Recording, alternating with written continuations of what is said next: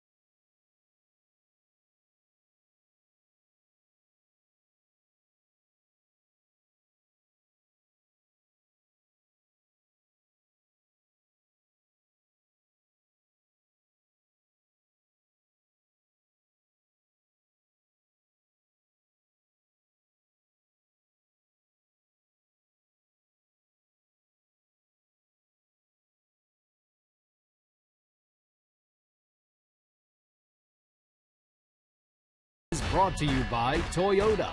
Now's the time to go places with Toyota. Visit buyatoyota.com for special offers. And by PNC Bank. Know where you stand with PNC Total Insight. Let's go Bucks! And the Buccos here in Philadelphia for Game 3 of the 4-game series. Pirates had won the first 4. Out by Harry the K's out there, I believe, the Harry Callis statue. Richie Ashburn, one of the all-time great Phillies. As the Phils have taken the field behind Jerome Williams. We'll take a look at the Pirates Toyota starting lineup. And we'll see with Josh Harrison leading off. Starling Marte hits second. Fourth straight multi-hit game for him last night. Andrew McCutchen bats third. Neil Walker cleanup. Russell Martin is behind the plate. Travis Snyder in right field. Gregory Polanco started in right field last night. But Gabby Sanchez, the right-handed hitter, is at first base tonight, with Jordy Mercer and Vance Worley hitting 8th and 9th respectively. Against the journeyman right-hander Jerome Williams. Pretty good as a Philly. 5 starts, 3-0. His worst start was his last time out, just 5 innings pitched. He's allowed 5 runs, 4 earned. His last start before coming to the Phils, he gave up 10 earned runs in 4 innings against Cleveland.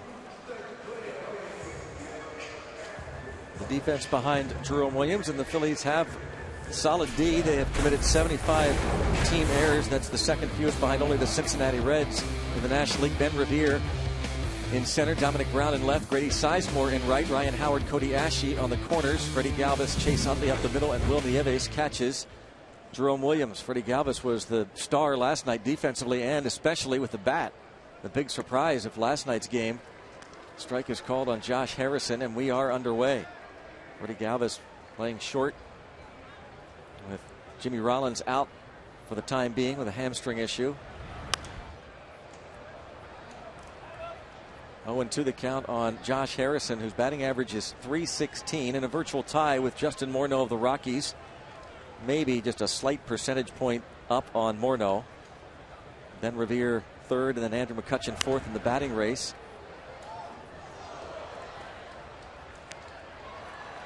Harrison picked up another hit late yesterday, thanks to a review by the Major League office on a ball that he hit against the Cardinals at home. Initially ruled an error on Johnny Peralta, a chopper, late in the ball game on August the 25th, and they've changed that. Now he's hit by the 0-2 offering. Certainly not what Williams wanted to do, get the leadoff man on. Yeah, that's kind of hurt the Pirates a few times in this road trip. 0-2 hit batters, and you take it. Obviously, there's no intent. That's the last thing you want to do as a pitcher, is hit a batter after going up 0-2. See if that one of John's Rivers Casino tips to win. Yeah, the righties have not had great success against Williams since he's become a Philly, and so only 2 lefties in the lineup, Walker and Snyder. So hopefully the righties can get the job done. Starling Marte, he has been hot. Hopefully he continues. He can carry the offense. And you hope for a workmanlike performance against Worley. I'm sure he's geared up, pumped up to face his former team.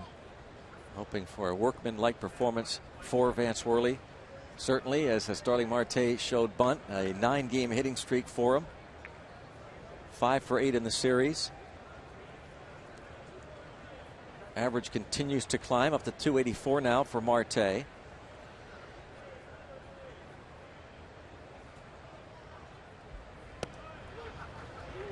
John talked about it in our open about Williams. He's nothing fancy. And this is a well-traveled veteran, Jerome Williams. It just really, I think, speaks to the lack of depth in the Phillies organization that they would sign Williams. He struggled mightily as a reliever mainly this season for 2 different American League clubs, the Rangers and the Astros. Astros signed him over the winter.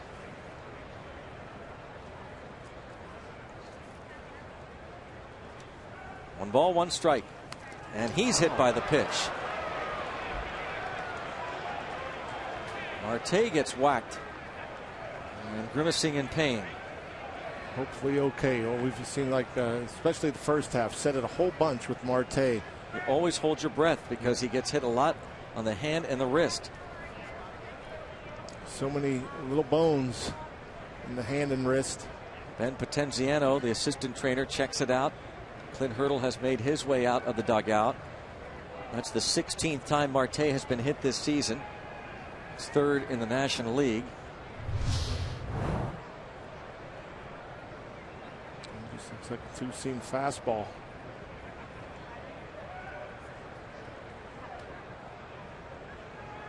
Came up right in that left Looked like the wrist right above the hand.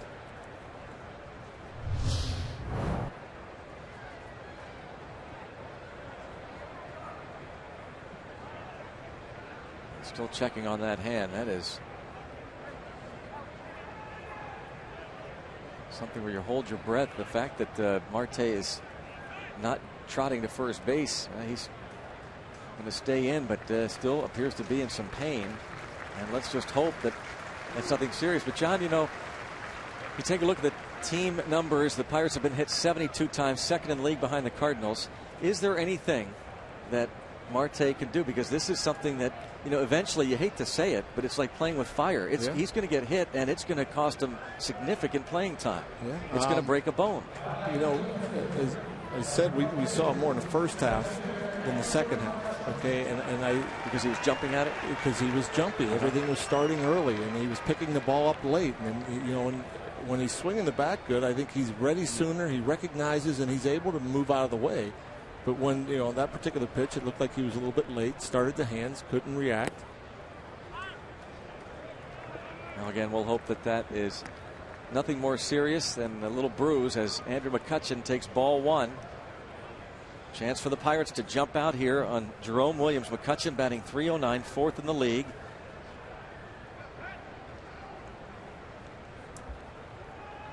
.74 runs batted in.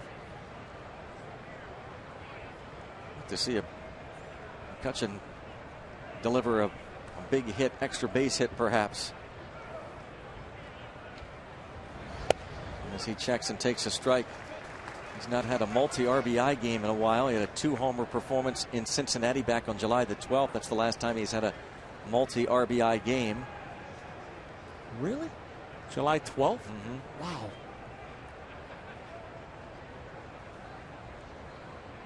One ball, one strike. And there's a base hit to left field. Harrison going to be waved by Nick Leyva. Nope, a little wave and then a stop sign. And so Harrison has to hit the deck. Looked like Nick Leyva waved him a little bit. And then Harrison picks up a late stop sign and the bases are loaded. Yeah, I think that's a good read on Nick Leyva's part. The late stop sign is that ball got out to the left fielder Dominic Brown quickly. We saw his strong throwing arm last night. He threw out Russell Martin at second base. Even though this ball was off the end of the bat, broke the bat, shallow to left here. He gets to it quickly. Late stop sign, and J.A. close to not hitting third base on top of everything else. See, he hit that corner from watching it live. I thought for a moment maybe he missed that corner. So they're loaded now for Neil Walker. Great opportunity.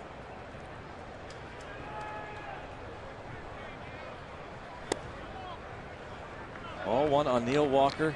19 home runs, 64 RBIs, was 0 for 3 last night.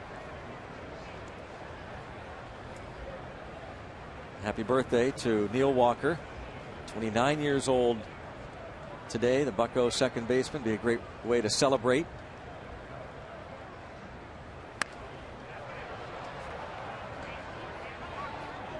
May have helped them a little bit there. That pitch, I think a cutter in on the hands of Neil.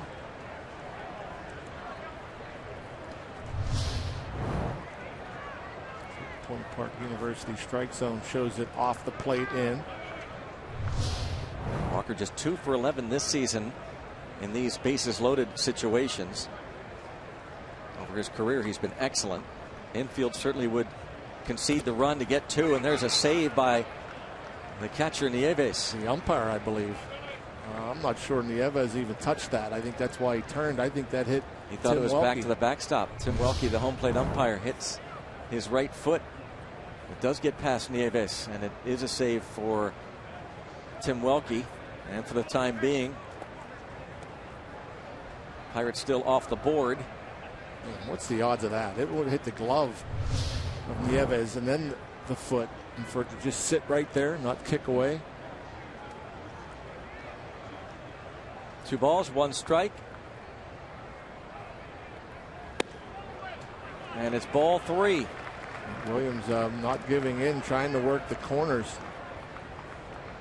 Has to come in there now. Pitching coach Bob McClure looking on.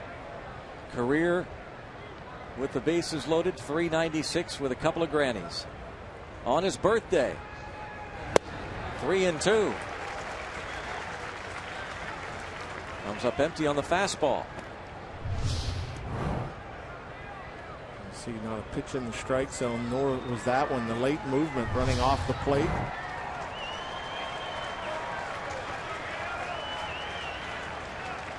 Full count. Wow. Jerome Williams strikes out Neil Walker with the bases loaded. Fastball. So the one tailed away. The 3-1 fastball tails away. This one looks like a little backdoor cutter. And that's a good location. That's a pitcher's pitch. And that's way too close to take. And Neil almost looked like he just tried to foul it off. And now Russell Martin tries to pick up Walker, as the veteran Jerome Williams looks to work his way out of this major jam. Ball one. Opposite field 2-run double for Russell Martin last night. Also thought he had himself a leadoff double in the second inning in last night's ball game. Dominic Brown able to cut it off and throw him out at second.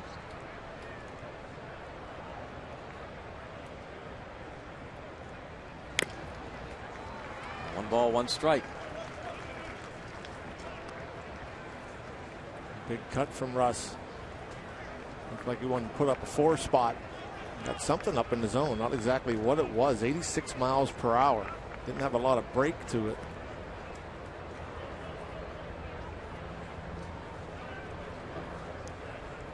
One ball, one strike count.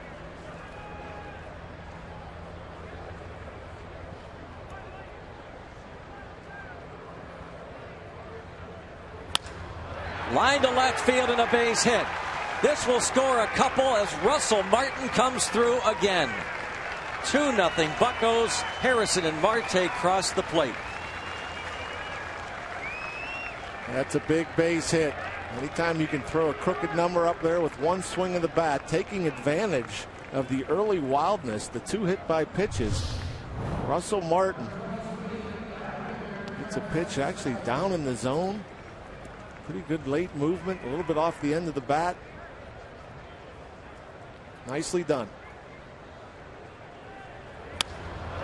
Another look, his 4th hit of the series, bringing home both Harrison and Marte. Russell Martin.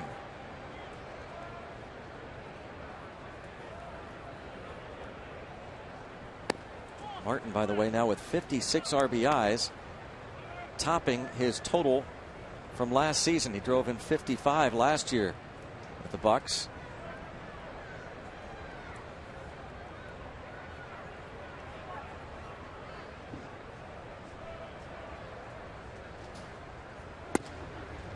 Travis Snider's 0 for his last 8 at bats. Started the other night, was hitless. Missed several games with a hamstring injury. 2-0 count now on Travis Snider.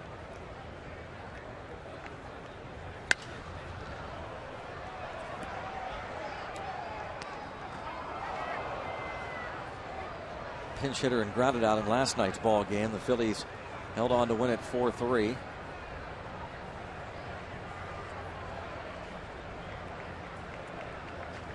Starling Marte hit by the pitch and scoring the run. New trainer with Starling Marte. That's a good sign.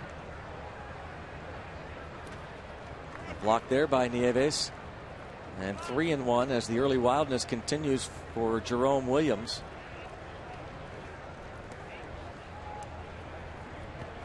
He does one thing, though. He is a bit wild, but there's late movement on everything he throws. He's throwing a 2-seamer that runs away from lefties, a cutter that runs away from the righties. You can see why he's had some success here with the Phils. If he can control it, keep it down and on the edges, hard to make consistent hard contact with that movement. Fastball fouled away, 3-2.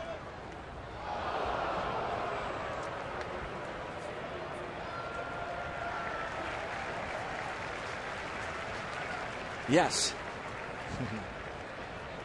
Oh. Dad going to get it. Well, tried. Recovers. Kid looking at Dad like, what are you doing? 3-2 the count on Snyder.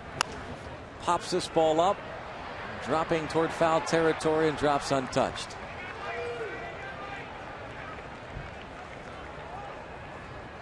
Nevis going to talk with Williams now. They worked together 6 years ago in winter ball in Puerto Rico. Dad texting, getting texts.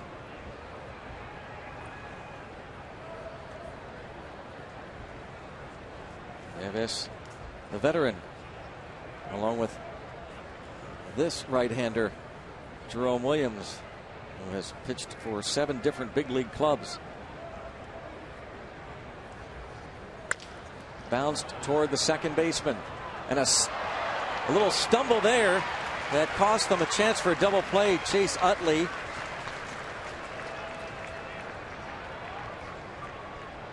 Russell Martin looking toward his bench. He thought maybe he got in there ahead of the step on the bag. Yeah, Utley thought his best chance was to take it himself, but obviously very close. They might have a legitimate challenge here. That other angle was the best one we had. Looked as though he slid in before Utley hit the bag. I think he just did get there, just barely got there ahead of Russell. They're not going to challenge it. Second base unassisted, as Utley was attempting to go for the bag and double up Snyder. See if that slip proves costly. Gabby Sanchez getting the start tonight against the right-hander.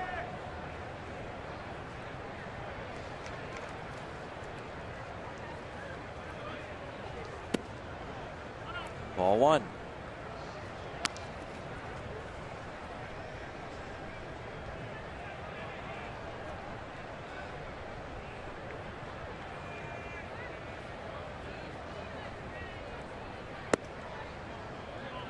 Two balls, no strikes. And he continues to stay away. Hasn't looked the pitch in yet, and pretty close, but not getting calls.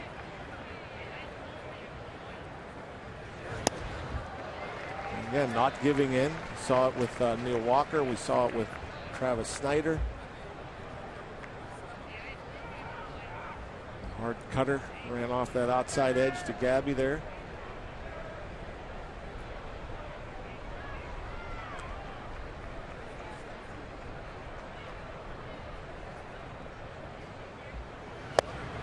That one he got away with. It did not stay away. That one ran over the heart.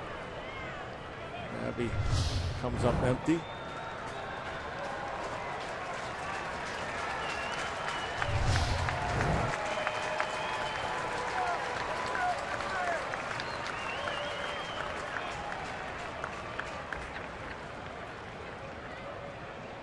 Two and two.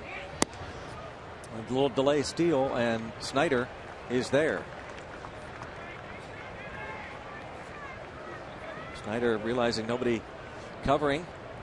Well, he trots into second with a stolen base. Yeah, that's called when you see the middle infielders playing far off from the bag, and obviously no throw, no movement towards the bag. The Phillies had no intention of throwing down anyhow. And now they're loaded. Gabby Sanchez lays off that breaking ball. The 3-2 pitch. Or fastball, rather. 3-2 pitch that missed away. And now the Pirates have them loaded once again. Williams hit the first two batters he faced. The base hit by Andrew McCutchen.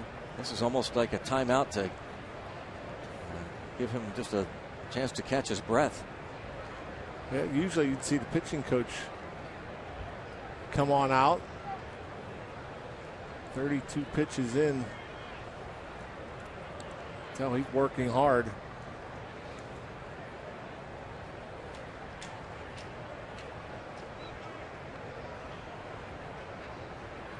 Bob McClure, the Phillies pitching coach. This rotation has really struggled. It's gone through a lot of changes. Cliff Lee on the disabled list for the rest of the year. Sean O'Sullivan was in this spot and made a couple of starts and turned out to be disastrous. Ball one on Jordy Mercer. Jerome Williams, by the way, has gone with that pink glove for a lot of years, losing his mother to breast cancer, and for breast cancer awareness, Williams has been using that pink glove for a lot of years. Strike is called 1-1 on Mercer. Mercer drove in a run last night with a double. 7 hits in his last 17 at bats.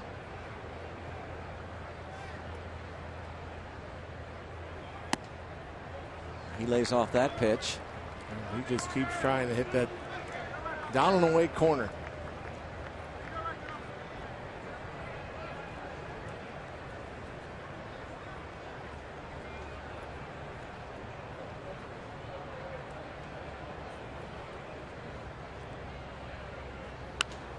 Popped it up and going to be out of play. And that will get the count even at 2-2 on Jordy Mercer, as Jerome Williams approaches the 40 pitch mark in the very first inning. This 32-year-old native of Honolulu, Hawaii, the Hawaiian-born Jerome Williams, who started his big league career with the Giants, strikes out Mercer. 8 to the plate, 2 cross the plate. 2-0 Pirates.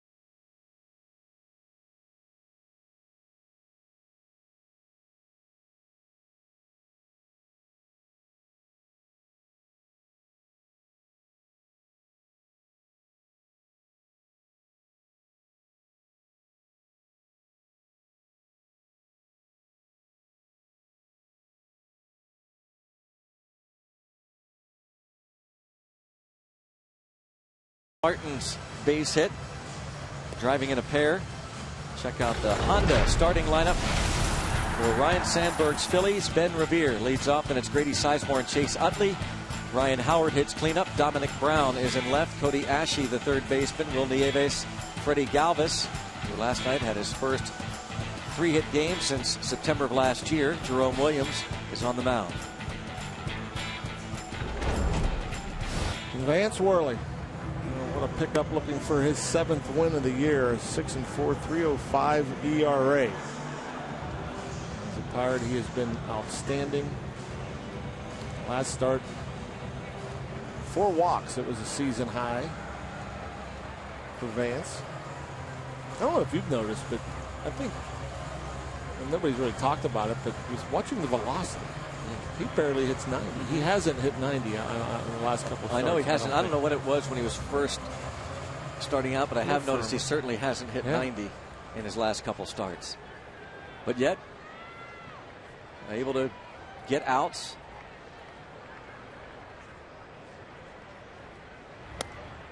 And a strike on Ben Revere. 0 for 8 in the series.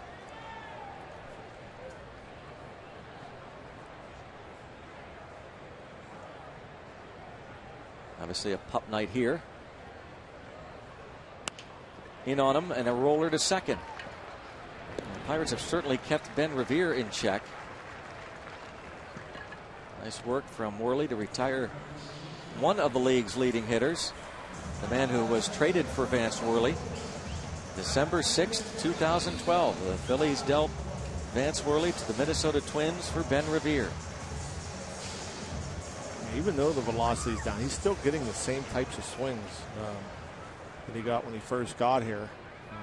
He still has that late movement.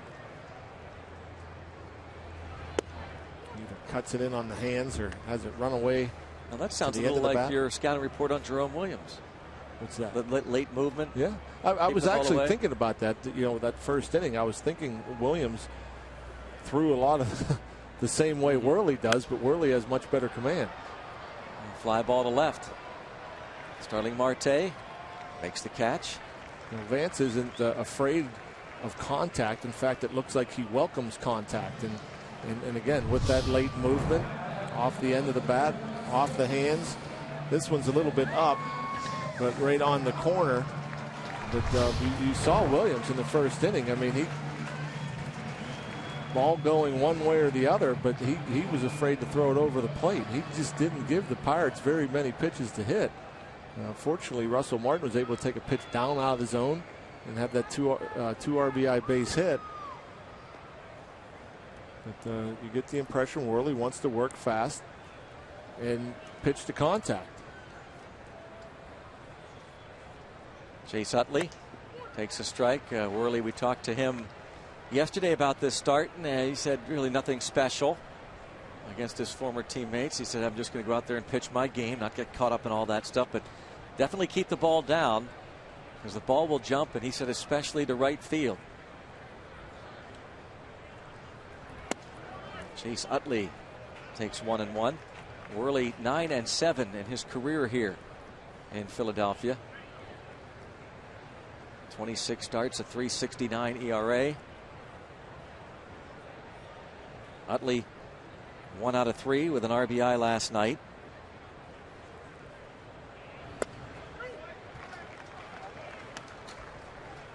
One ball, 2 strikes on Utley. I think also Vance has a little more heaviness to his fastball. As you see, Utley not able to pull the trigger on 2 fastballs that were in the zone.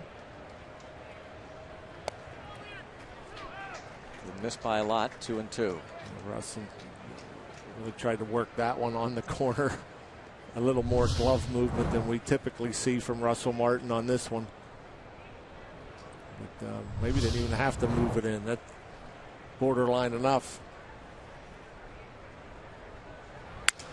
Broken bat, bouncer, left side. Harrison picks it up, throws on the first, takes care of Utley.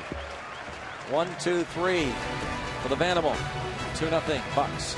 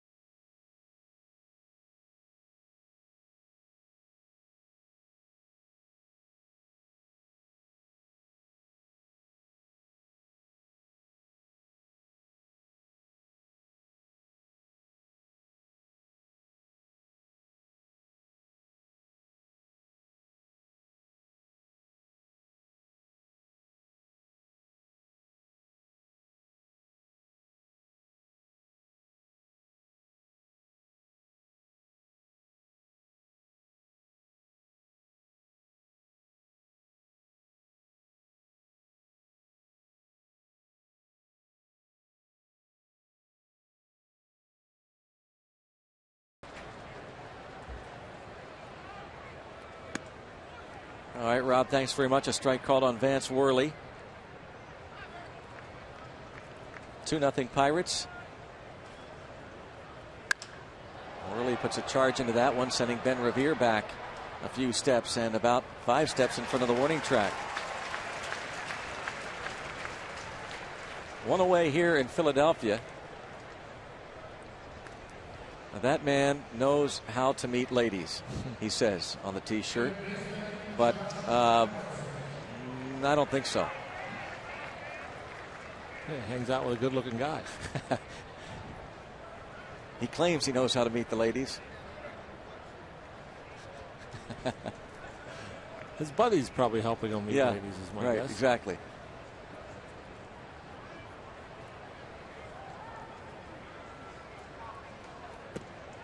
First pitch breaking ball to Harrison, surprised by the strike call from Tim Welke.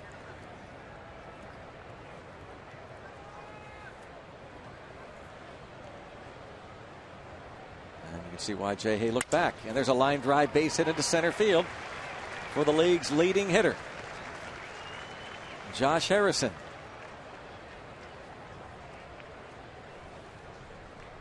Yeah, he can cover. He can go out and get it. It doesn't have to be in the strike zone all this time for Jay Hay. Could be down and away. We've seen him extend and go off the plate and hit the ball up the middle. That's a pretty good pitch from Williams. Better hitting from Harrison. Mm-hmm.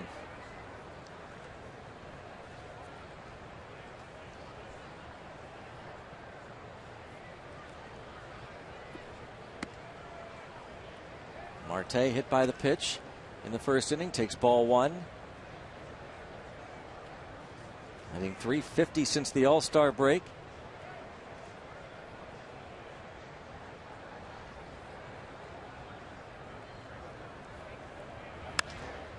And got in on him and popped it up.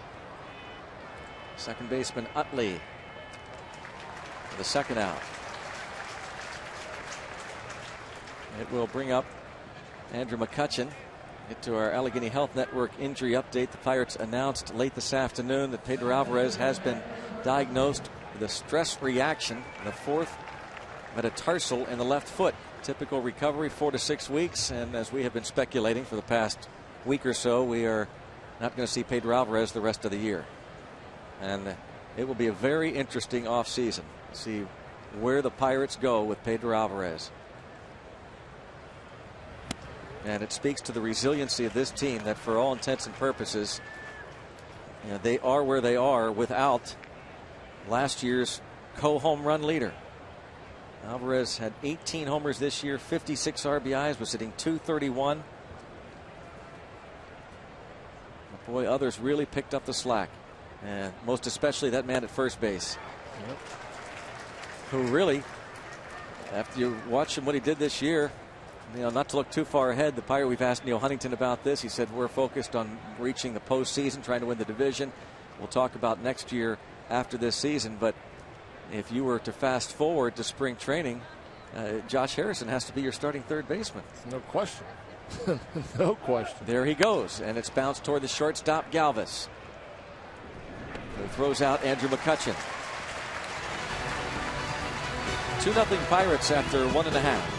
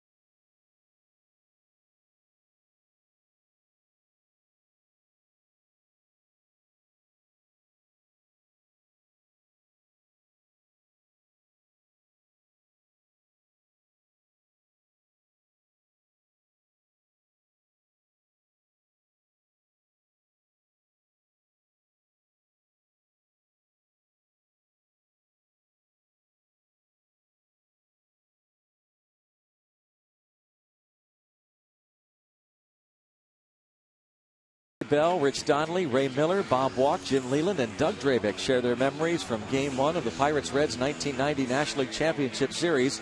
Hear their stories while watching the Bucks win their first postseason game since 1979. Sweet win in Cincy. Monday at 7 on Root Sports Classics.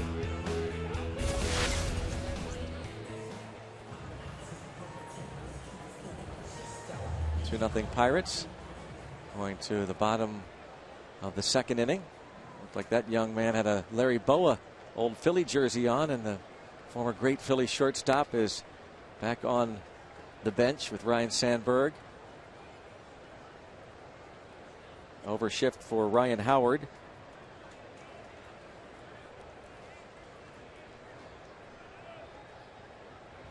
We ran into Gary Maddox, you and I, before the ball game up here in the press box. Minister of Defense. So Secretary of Defense, I believe. Yeah. Yep. Looks like he can still play. Yeah. It's a fair ball. And a 3-1 put out. Fans were pretty quiet here throughout that whole long top of the first inning. The walks, the hit by batters, and the first time we've heard them was when Ryan Howard didn't run out that ground ball. The boo birds are out. I was wondering if the Philly fans were getting soft. Yeah, a little complacent, maybe apathetic. Ryan Howard, it's been an interesting season, to say the least, for him last couple of seasons. As Dominic Brown takes a strike, it is still going to be fascinating to watch what these Phillies, what this organization does with these players. I was looking at how the Howard numbers. The home runs down 21, the average down 224, still strikes out a ton. But I see 92 RBIs. I'm like, well, 92 RBIs is 92 RBIs. That's impressive. So you look at how many men he's had in scoring position. Amazing how many opportunities he's had. He's come to the plate with 230 batters in scoring position. And so I looked at the Pirate top guys.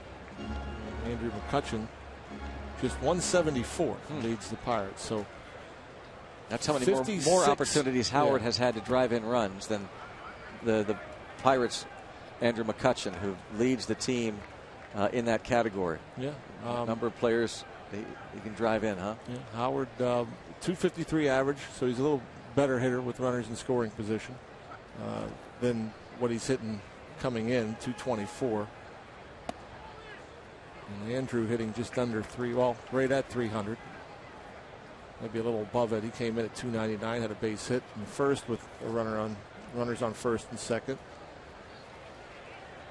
So you figure if McCutchen had the same opportunities, he'd be at least at 92.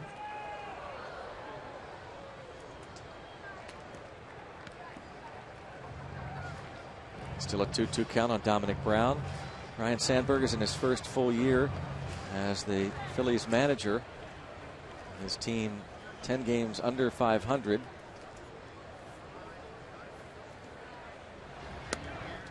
But to their credit and to his, they haven't just rolled over.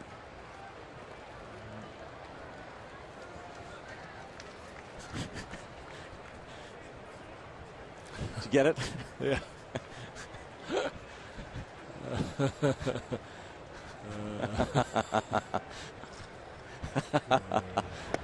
Strike three called. And Dominic Brown barking a little bit at Tim Welke.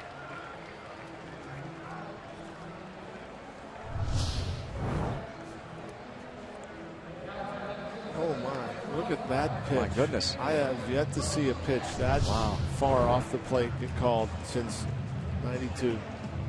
It's like Brown had a legitimate gripe. You think? It looked like it. That was unbelievable. Wow. As long as he's consistent.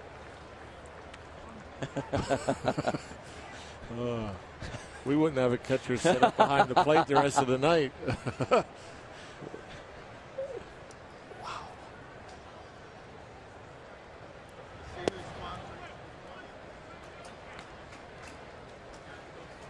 1-1 the count on Cody Ashe. One of their other prospects started at third base first couple of games. Maikel Franco. Franco was 2 out of 4 in last night's game and drove in the winning run in the 7th inning. And Cody Ashe, a 4th-round pick 3 years ago out of the University of Nebraska, out there tonight at third. And lines this to right. He'll have the Phillies' first hit, and it will be extra bases. A 2-out double.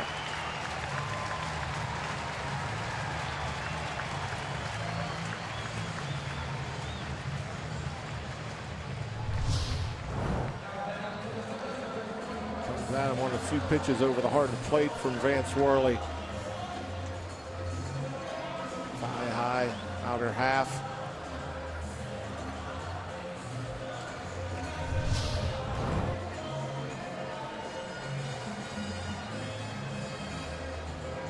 Ashe aboard for Will Nieves. He'll turn 37 years old in a couple of weeks.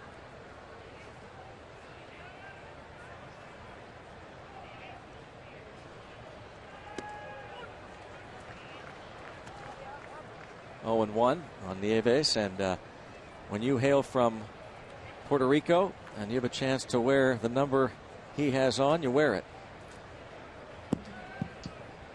San Juan, Puerto Rican native Will Nieves, sporting the number of the great Roberto Clemente. And Jackson takes 1-1.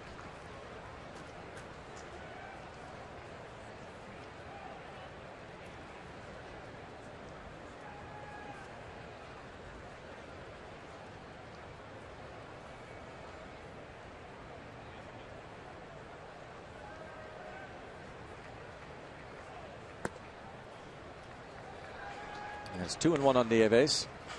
I don't know if they've done it yet, but I know there is going to be a major street named after Roberto Clemente in North Philly this summer.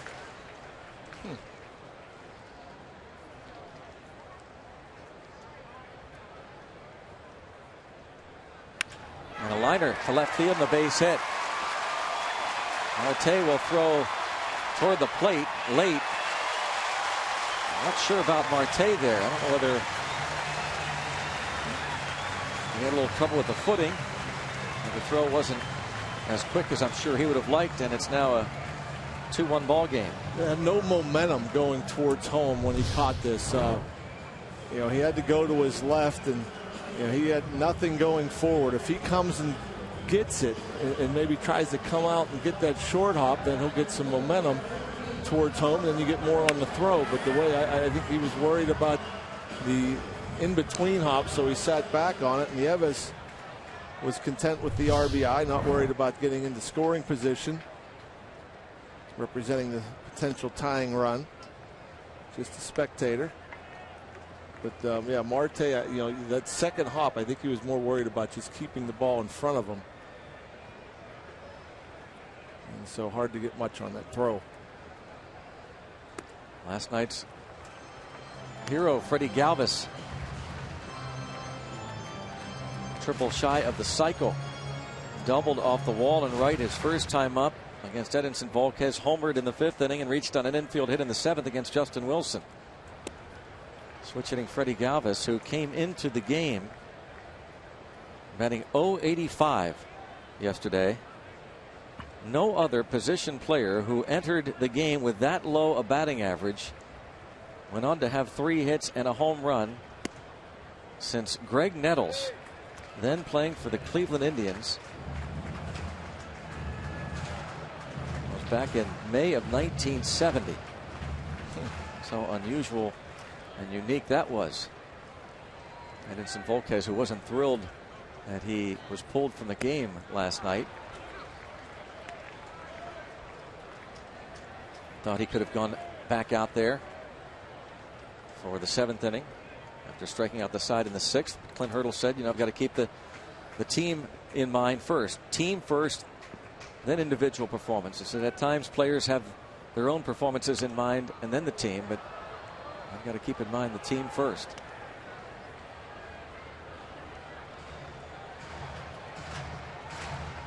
Vance Worley gives up the 2-out double to Cody Ashe and the base hit by Will Nieves.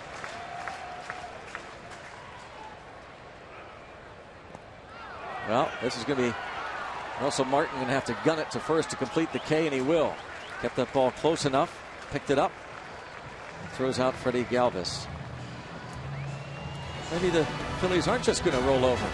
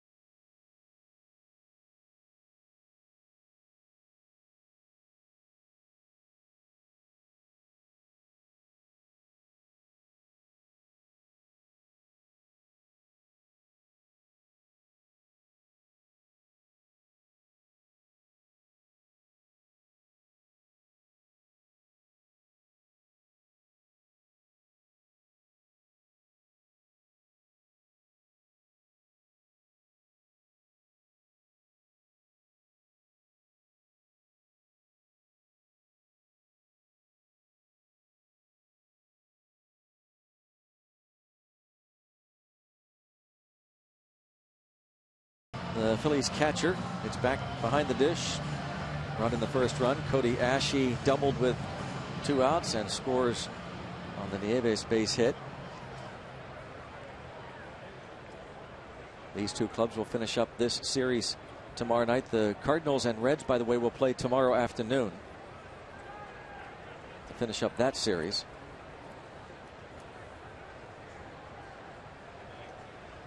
Walker struck out with the bases loaded in the first.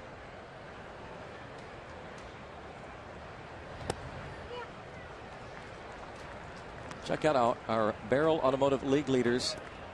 Neil Walker in the ranks among second basemen in the National League. He's tops in on base, slugging, homers, second in fielding. We don't talk enough about his defense. No, you're right. And maybe it's just because he's so steady. Yep. He just makes all the plays. We could start rallying for him to win a Gold Glove. Yeah, you're right. And oftentimes when you put up the big offensive numbers, for whatever reason, they seem to recognize defensive prowess. Well, maybe his big offensive season will draw some attention to that glove.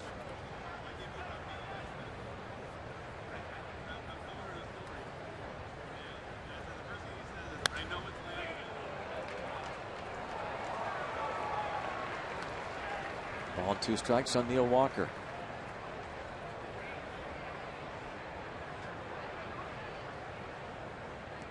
Gold Glove winner himself a couple of years ago, Andrew McCutchen. And the ball hit the other way, and a long run for Dominic Brown. He's going to get there.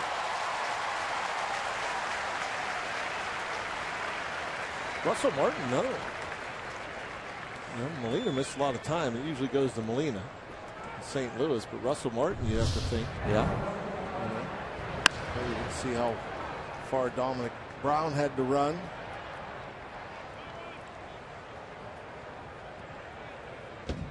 I'm guessing feeling the wall, wanted to get down, make sure he didn't run into it.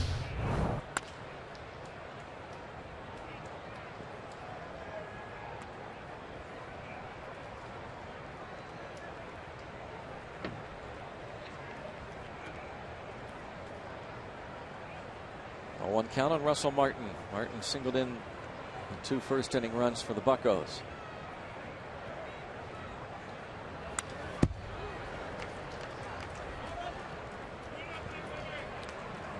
He got a good pitch to hit there. He's wondering how he missed it. Took the big rip. 92-mile-per-hour fastball. That one didn't have much movement. Looked pretty straight up.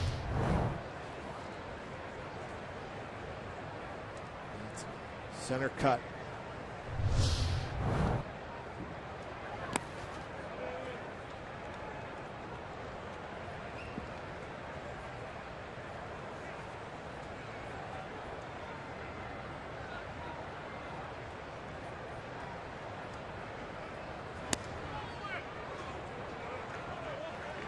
Two and two now on Russell Martin with 1 away in the 3rd inning.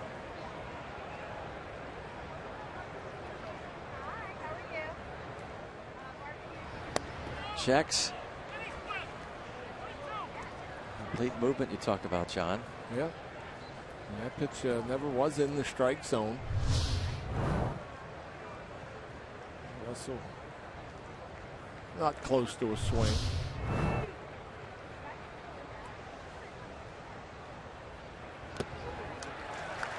Foul tips and strikes out against Jerome Williams. 3 Ks for him. Bucks will host the Chicago Cubs in a 3-game series starting Friday night. In the middle game of that series, we invite you to stay after that 7:05 game for Fan Jam featuring Leonard Skinner live in concert. And to find out how you could watch the concert right from the field at PNC Park in front of the stage, go to pirates.com/concerts.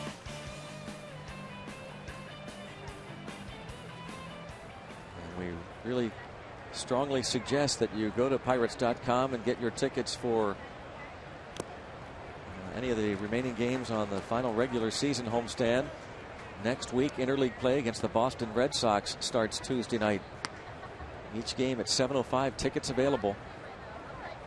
There's 9 regular season games remaining at PNC Park. 3 with the Cubs, 3 with the Sox, and 3 with the Brewers. Chopper. And that is a seeing eye single. Yeah, that is the definition of a ball finding a hole. A seeing eye single is he splits the middle infielders perfectly. You'll see it here, including right between the legs of Utley. Yeah, Galvis, when Galvis, I don't know if Utley was just I don't know, trying to knock it down with his foot. Maybe. I mean, at that point, he had no chance throwing him out, but maybe he figured he didn't want to deflect it or whatever. Slow it down. Yeah. Yeah, I don't know.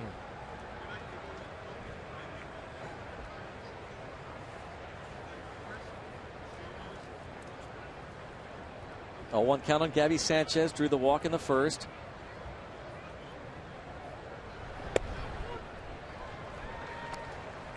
Utley usually pretty solid defensively. But, looking at him, he has 11 errors on the year. Neil Walker just 7. Or 4, rather.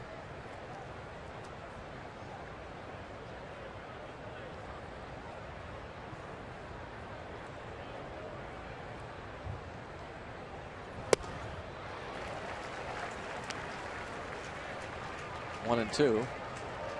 Daniel Murphy of the Mets has the most errors among second basemen in the National League with 15. Who's leading in fielding percentage? The leading second baseman is Brandon Phillips.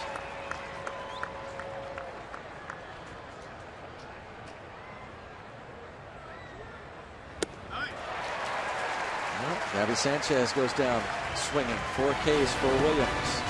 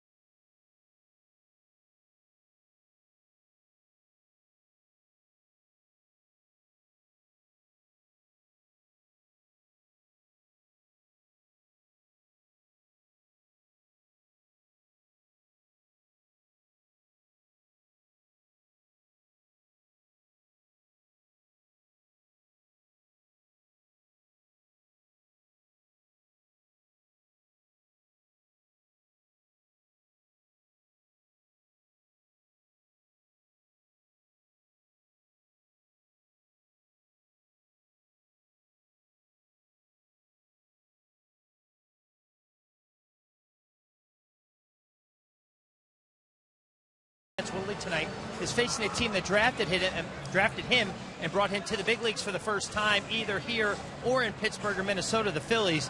And I asked him his thoughts on facing the Phils, and he said that he's happy to be in his second home, but he's not changing anything. He said this is very similar to what it was like in San Francisco when he threw the complete game shutout, except that it's his wife's family that is here watching. He met his wife Maricel while playing for the Phillies, and he still has an apartment here, which is where he's staying this week. On the field, he's just going to take the ball and trust Russ. They've been doing a lot of things that he did when he played in Philly, when he had that big success back in 2011. He said he has to think less, and the less you think, the easier it is to just grab the ball and go. And Greg, as you said a couple moments ago, he tried that "it's another game" line with me, and I said, there's no way. And he kind of winked and smiled and said, yeah, you're right. I wouldn't mind winning this one. Yeah, no question. A little extra special for Vance Worley facing the team that drafted him in the 3rd round back in 2008. Always trusting Russell Martin.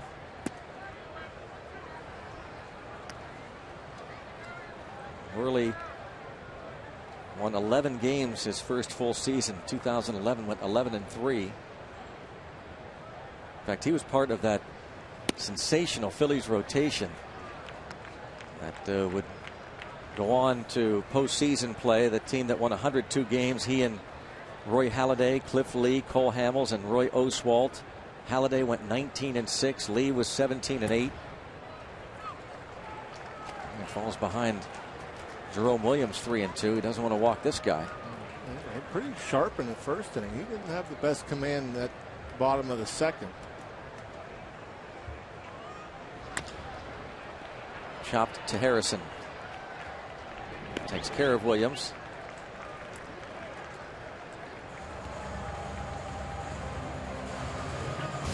Want to see how you root for your Pirates? Be our AT&T fan photo of the night. Submit your picture via Twitter. Use the hashtag BucksFanPhoto, and we'll show them during our broadcast tonight. Hashtag BucksFanPhoto. How are you rooting for your Buccos against the Phillies?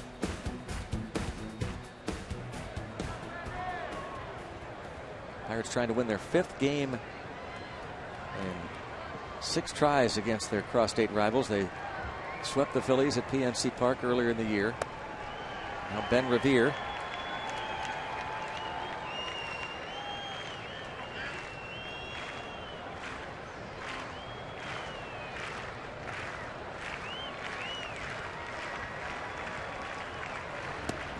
Revere bounced out his first time up to the second baseman Neil Walker.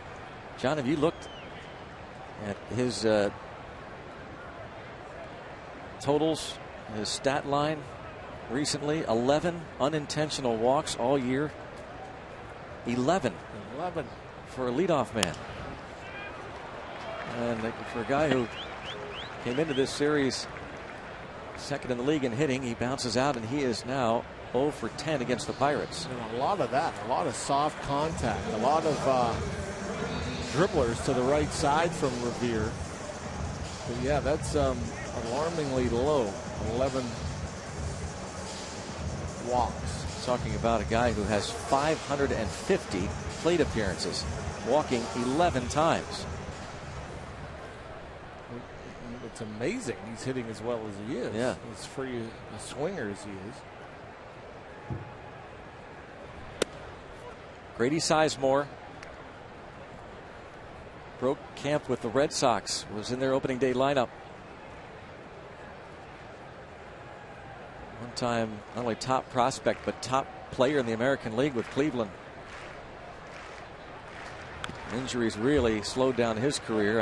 I remember when Sizemore broke into the league, you would talk about what you saw of him in the minors. Oh yeah, he stuck out like a sore thumb in the minor leagues back at Double-A. There was a handful of guys you knew were going to be very good players. Grady Sizemore certainly was one of them. Looks thin to me. He's now 32 years old, a one-time Gold Glover, 3 Gold Gloves for him with Cleveland, 3-time All-Star. Yeah, he was a heck of a player. I think he, David Wright, Curtis Granderson, Robinson Cano probably stuck out more than anybody, and Joe Mauer. Swing and a miss, ball gets away. Sizemore's going to reach on the strikeout wild pitch.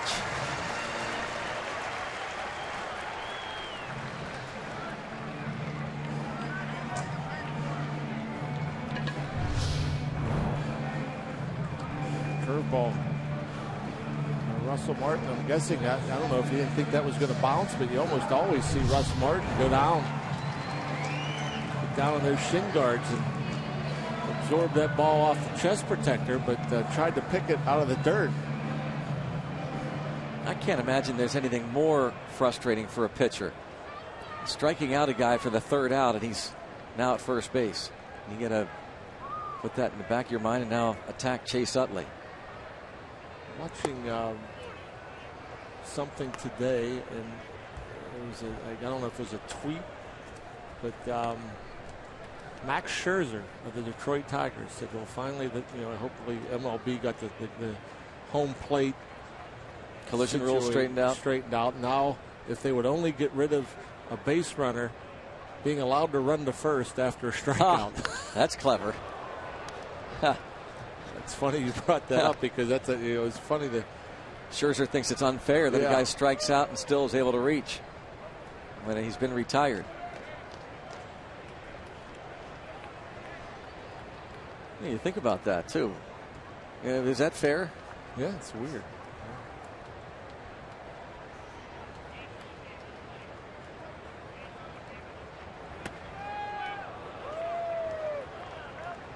That would have been nice for Worley. 1-2 on Chase Utley.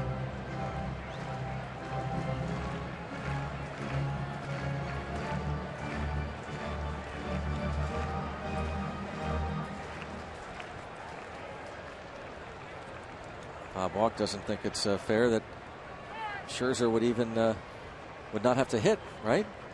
Yeah. DH.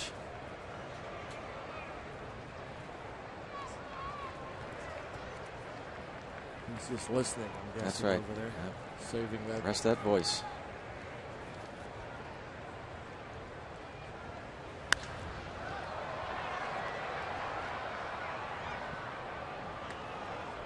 Remains 1 ball and 2 strikes on 35-year-old Chase Utley.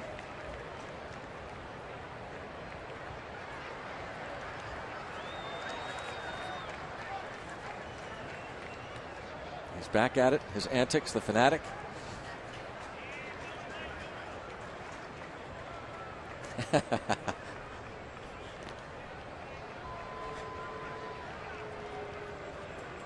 Obviously wanted the ball.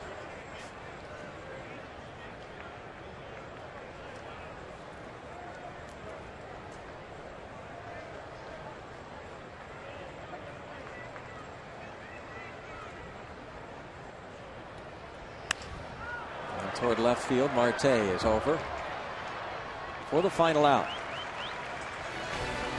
Through 3 here in Philadelphia. Buccos 2, Phillies 1.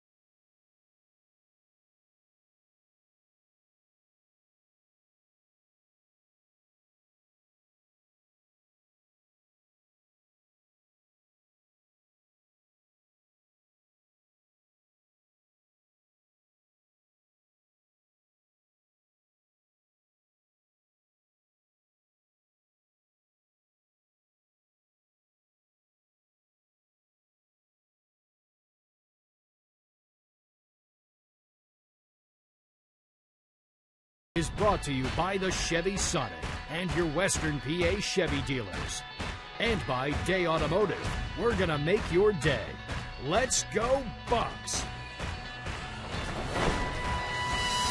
Day Automotive, this day in Pirates history coming up. Buccos in front 2-1 as we go to the 4th inning. A gentleman with an Andy Van Slyke jersey. And it was on this date in 1993 that Andy Van Slyke collected his 1,000th hit with the Pirates. 6th inning home run off the Rockies' Greg Harris.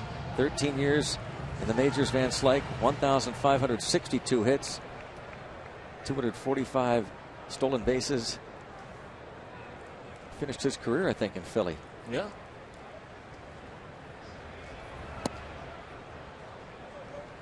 And Jordy Mercer takes ball 1. Andy Van Slyke now coach for Lloyd McClendon in Seattle. And his son Scott playing for the Dodgers. And the Dodgers lead the West by 2.5 games over the Giants in that National League West.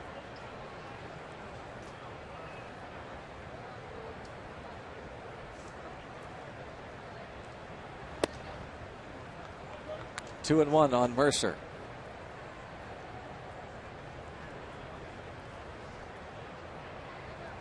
Williams with 4 strikeouts.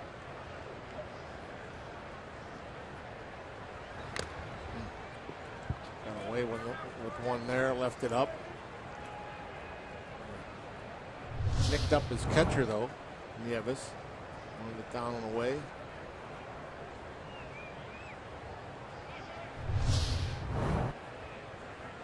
It really hasn't given up much in terms of hard hit balls. Effectively wild, I guess, since the first.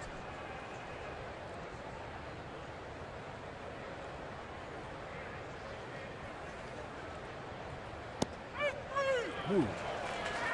Called out on strikes. I also can't believe that one.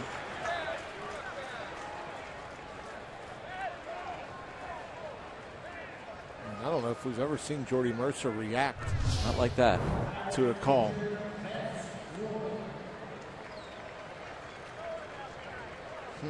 Down and away. Nowhere near the worst call we've seen him make tonight.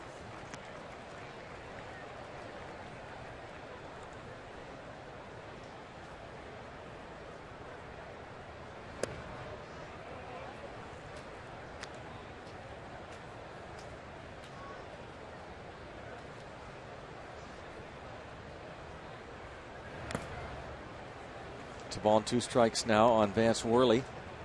Williams has struck out 5.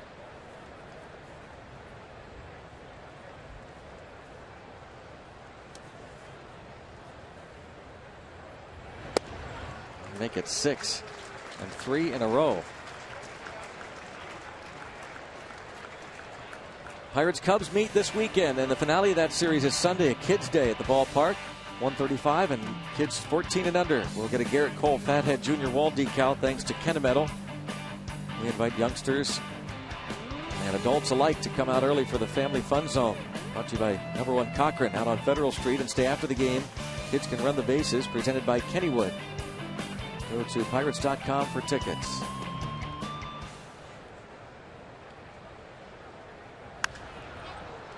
And Harrison gets under that one. Way up there and out of play. A bunch of Pirate fans. Once again, you wonder if did they make the trip, or did they move to Philly? And you wonder. I have a friend I had lunch with the other day. He's from Carrick. Moved to Philly. The Phillies were good. He became a Philly fan. Now he's all talking about how great our Pirates are. He's back and forth. What's wrong with this guy? I have no idea. Really bad. Deep third, Ashe. 1, 2, 3 go the Bucks. Heading to the bottom half of the 4th. 2-1 Pittsburgh.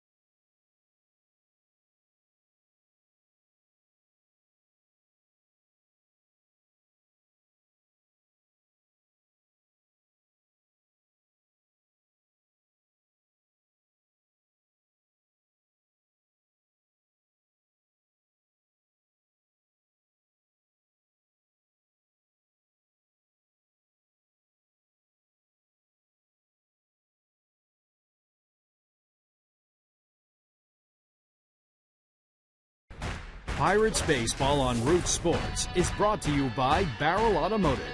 We're driven to be better. And by Levin Mattress, located in all Levin furniture showrooms and freestanding stores.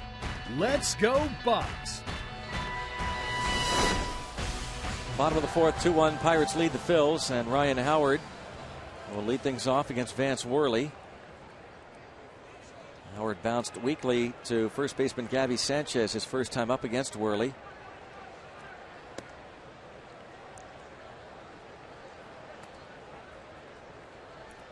We were talking about the 2011 rotation featuring Worley, who went 11-3. Roy Halladay went 19-6. Cliff Lee went 17-8. Hamels went 14-9. Roy Oswalt was picked up the year prior from Houston and finished 2011 9-10. But the Phillies went 102-60 that year. Cole Hamels, the 14-game winner. They would go on to play the Cardinals in a classic National League Division Series, losing 3-2, and Game 5 will long be remembered not only for Chris Carpenter's masterpiece, the complete Game 3 hitter, the 1-0 game, but it finished when Ryan Howard bounced out to second base and then crumpled to the ground, rupturing an Achilles. And he would undergo surgery over the winter. Slowed considerably 2012, even parts of last year. This one-time most valuable player in 2006, Rookie of the Year. 100-plus RBIs, 6 straight seasons from 2006 through 2011. 3-2.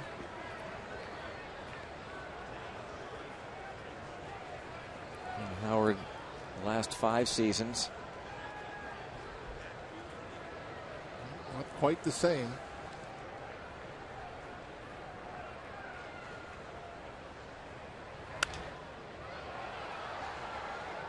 Who was it, John, that when he was in the minor leagues, the Pirates, rumors that the Pirates were considering trading to the Phillies organization to get Howard? Do you remember? Yes. Benson. It was Benson.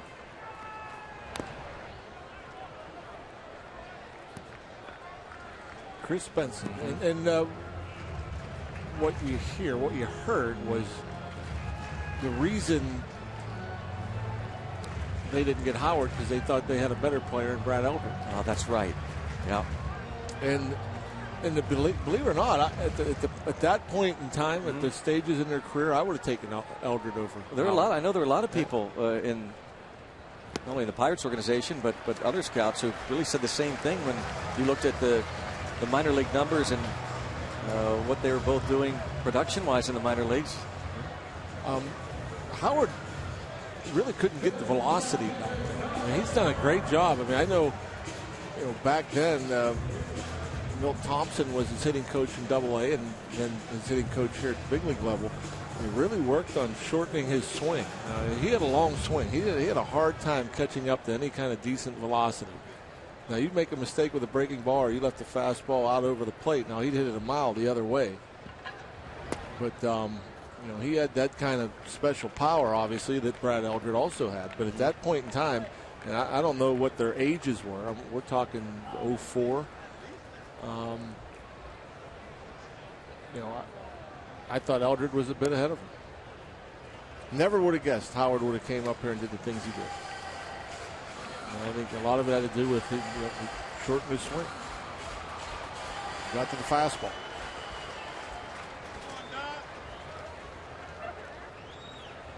Worley, who just walked. Howard has fallen behind Dominic Brown, 2-0.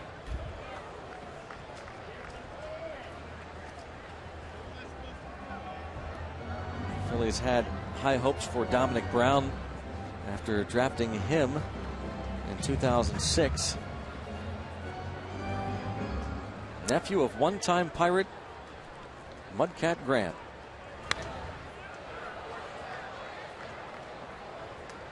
Former All-Star pitcher Mudcat Grant spent 14 years in the big leagues and part of the 70 and 71 seasons with the Pirates.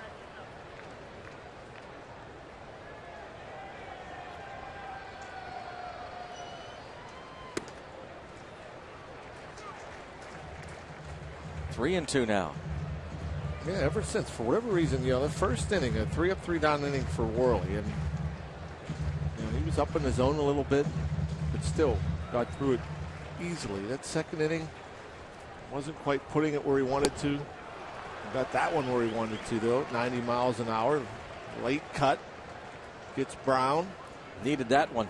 Yep. After walking Howard, didn't want to lose Brown. Not only cutting, but breaking straight down. That's pretty nasty. I mean, he's topped out now at 90 miles an hour. He's thrown a few pitches at that velocity. That much movement, it looked like a slider. Breaking down and into the left-handed batter.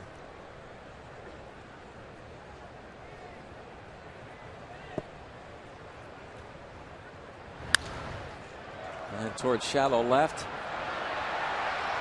Marte just stopped. Marte, not a lot different than Polanco last night. Whether he could have gotten to it or not, he just stopped. And it's first and second. Jay Hay going hard.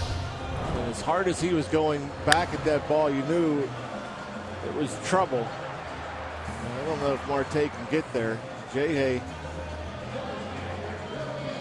just maybe a foot short.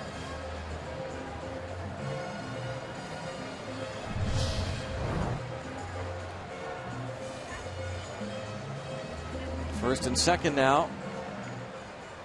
And it's Will Nieves, the Phil's catcher.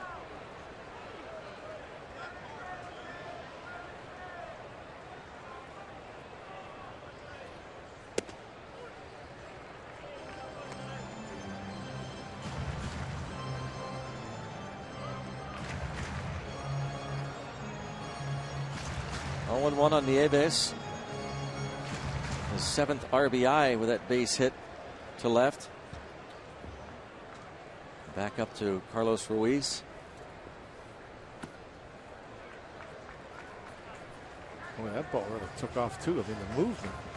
It's almost like, you know, both of these guys laboring a bit. Both of them a ton of pitches early in the ball game. And this is another fastball. That look at the down and away movement. That was at 91. The hardest ball he's thrown tonight.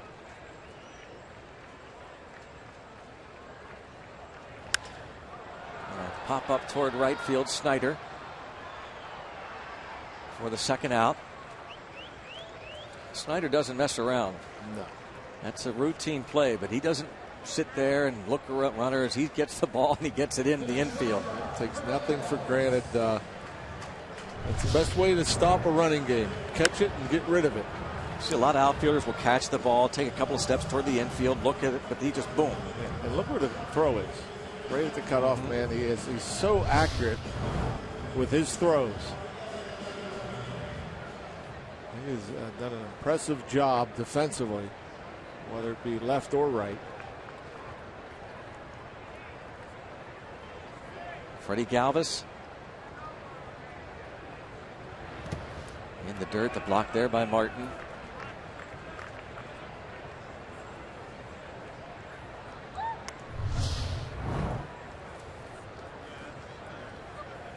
It's the breaking ball that Worley struck Galvis out on back in the second. Russ is down, keeps it in front.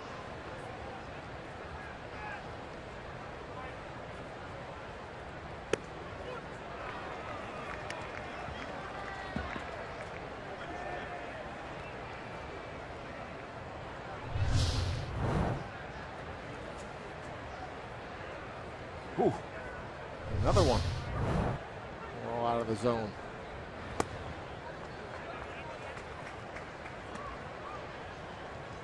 Two and one on Freddie Galvis. 4 hits and 42 at bats from the left side of the plate. Switch hitter.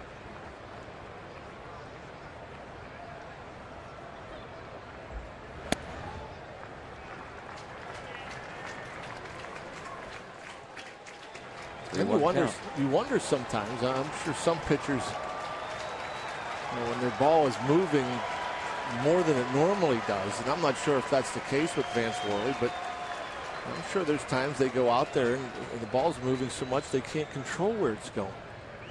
They can't help it. Freddie Galvis walks for just the 5th time in the major leagues this season. Talking about some 65 plate appearances for Freddie Galvis. And the base is loaded now for Jerome Williams, the Phil's pitcher.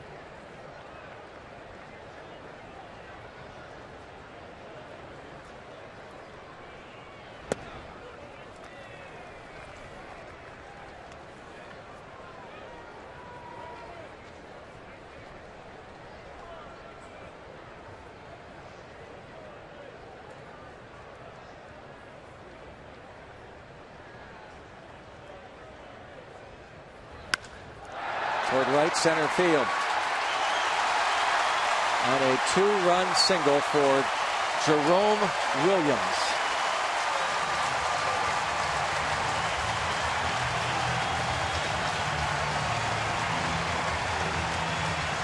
Last night, David Buchanan, the starting pitcher, singled home a second inning run. Here, Jerome Williams singles in 2 to give the Phillies the lead. Fastball up in the zone. Just fisted it out there. You got to credit Williams. That's a pretty good swing. This road trip, the pitchers have hurt the Pirates. We're back to St. Louis. Adam Wainwright, 3 RBI game. Bottom of the order last night, Galvis and Buchanan. And now tonight, Jerome Williams. Jerome Williams, a 115 career hitter, drives in his 5th and 6th runs of his career.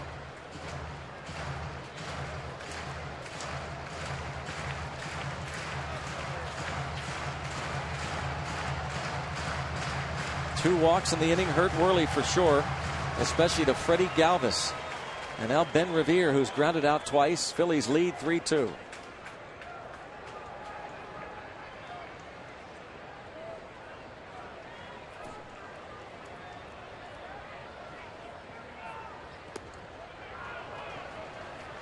Ball 1.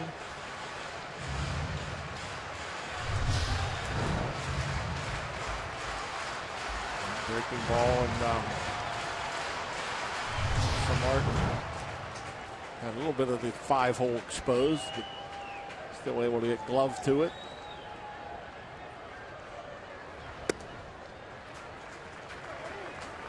Ball 2. Pirates have bullpen action.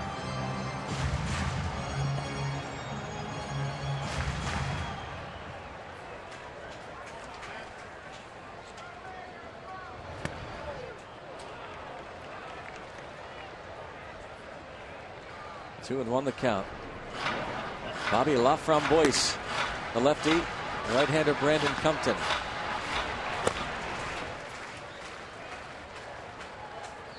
Got a bunch of left-handed hitters in this lineup. The top 6 all bat from the left side.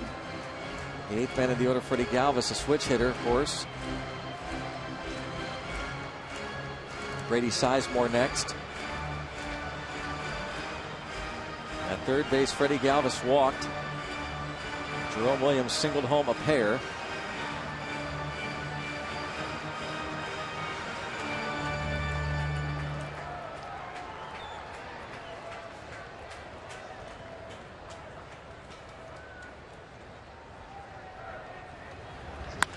Ground ball to first. Gabby Sanchez to the bag, but a couple of walks hurt Vance Worley. Jerome Williams, his mound opponent, gives himself the lead.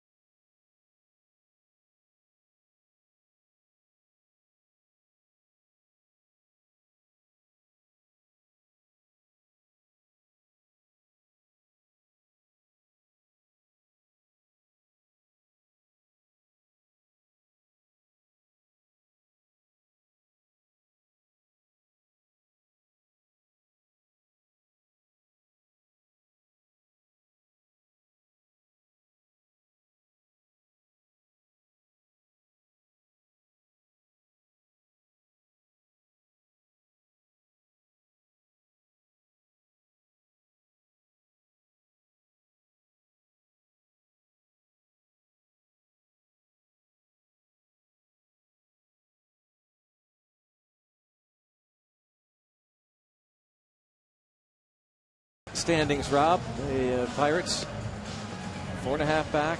Clint Hurdle said it yesterday. They are keeping their eyes on that prize, trying to win the division.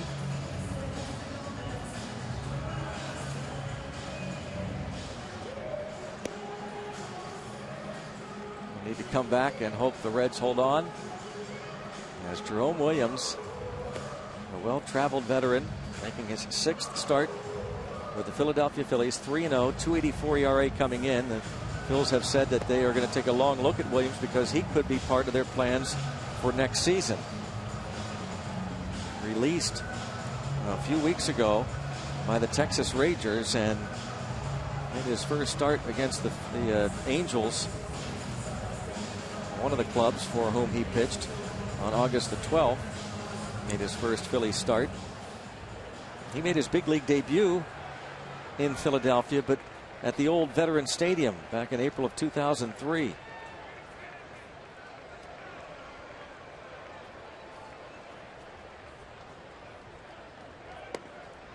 This the 3rd time around for the Pirates against Jerome Williams.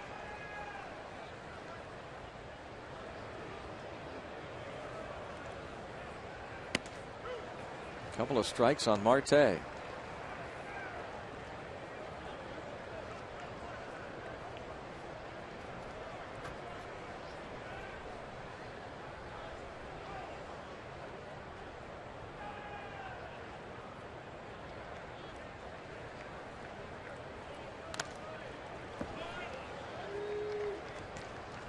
Really on the ropes. Really, you're wondering if he was going to be able to get through the first inning.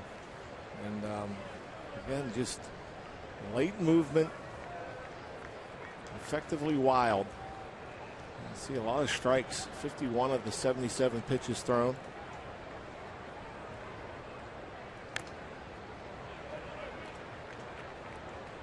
His last start, he went 5 innings, gave up 5 runs, 4 earned against the Washington Nationals. No decision in that one.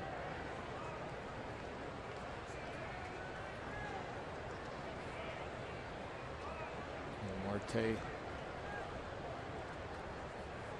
found that ball off his foot. I think Ruiz gave him some time. Ruiz found something laying out in front of home plate, gave it to the Pirates bat boy. Williams threw 17 pitches out of the strike zone in that first inning. He's thrown 9 total out of the strike zone since. Or at least 9 called balls. Yeah, well, of course. Well, I mean, there's been a little help on both sides by no doubt. But that's with any game. Yeah. But that's what's amazing is like the strike zone is a little wider than normal, and yet both these guys, a lot of pitches, having a hard time consistently controlling the ball. That pitch right there, 86. Marte comes up empty. That is 7 strikeouts tonight for Jerome Williams, easily a season high. Pitch breaking down just below the knees. I'm not sure if that was a little slider.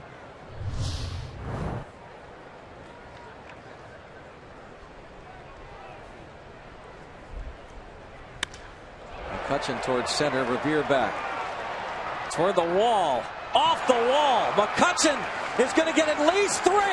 He's got a shot for an inside the Parker. This should be a no-doubter. An inside the park home run for Andrew McCutchen has tied the game.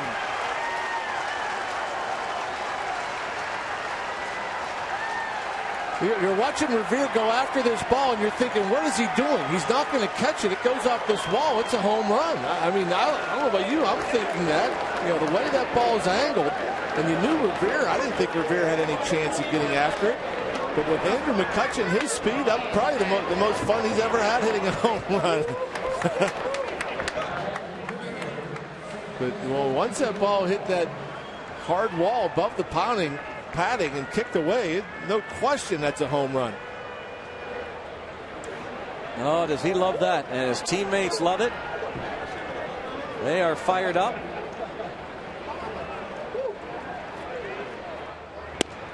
That is some kind of fun to watch that man fly around the bases. He just crushes it. It was just a matter of is it in the park or not. Easy play for Utley. Retires Walker.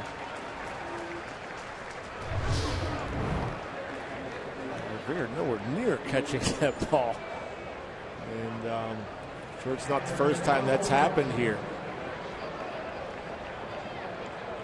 First career inside the park home run for Andrew McCutchen.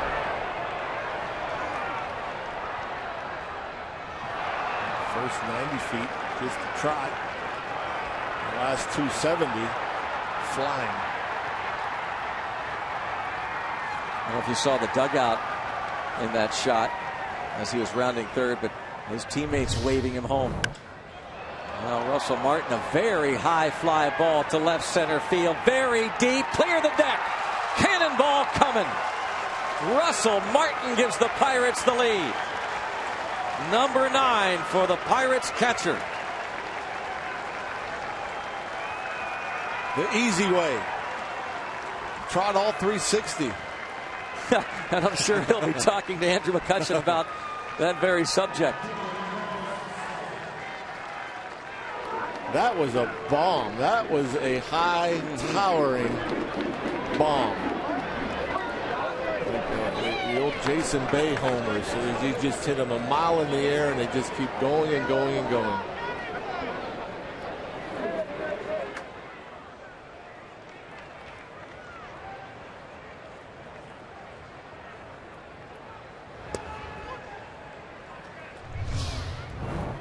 Here's a look at the Martin home run. The home run swing. He got a pretty good pitch to hit the last time up, missed it. Maybe looking for it again. He didn't miss that one. Snyder lines this the other way. Dominic Brown is back and can't make the catch. And Travis Snyder, unaware that the ball was not caught, just trotting around the first base. Dominic Brown appears injured. Maybe knocking the wind out of himself here. Who knows? But Travis Snyder thought he had caught the ball. And now the trainer heading out to left field.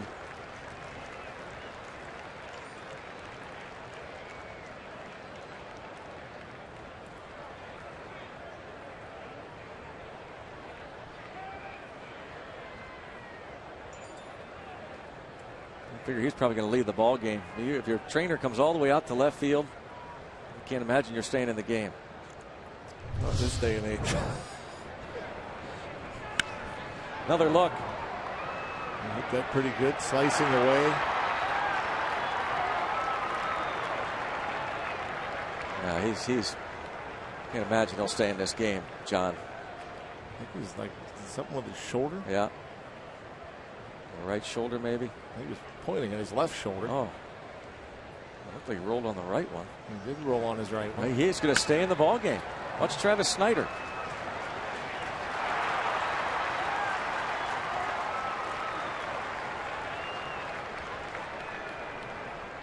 It's the double, and Dominic Brown will stay in the game. He's tough.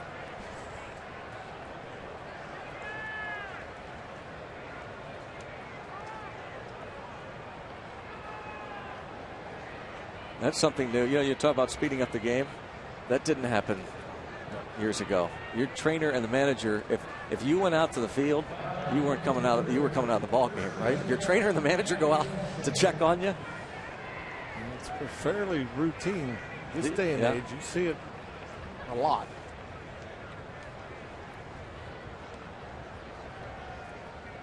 And Gabby Sanchez now.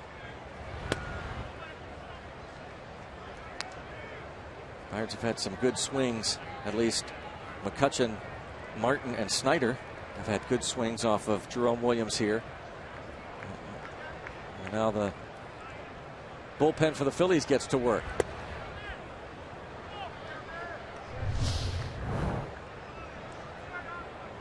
Again, the Russell Martin home run. traveled some 420 feet.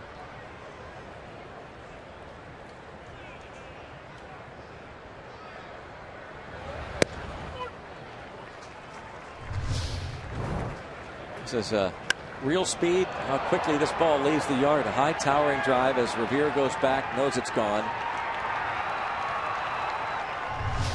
9th of the season for Russell Martin to give the Pirates a 4-3 lead. 2 batters after Andrew McCutchen raced around the bases with his first career inside the park home run. And the first inside the park homer by a Pirate since September 29th last year when Jordy Mercer circled the bases in Cincinnati.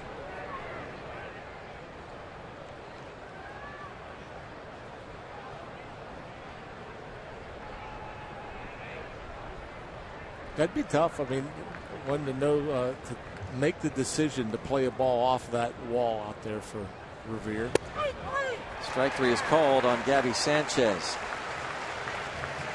Pirates hit 2 homers. One took the conventional route over the wall.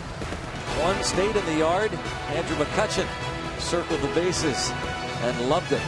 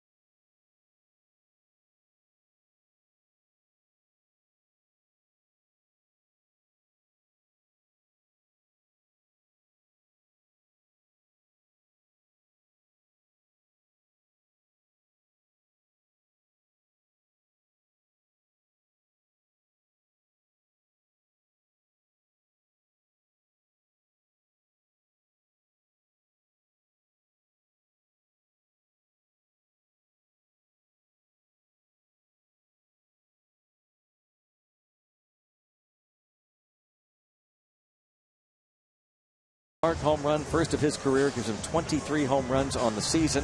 A 2-for-3 night for him.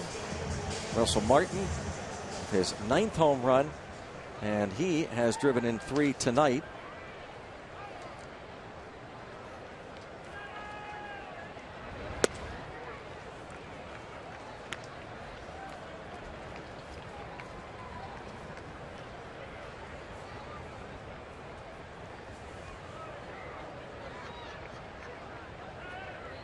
Tweets about the inside the park home run crawling across the bottom of your screen. Tell you what, though, it's some kind of fun watching him open it up. And there's no doubt once that ball bounced off that wall that he was scoring.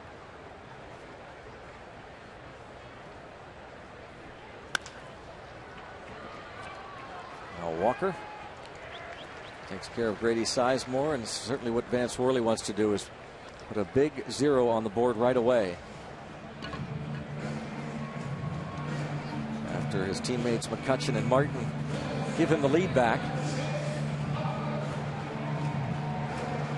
A lot of talk about the batting race with Josh Harrison currently leading Justin Morneau, and a lot of talk about Ben Revere, but don't discount Andrew McCutchen.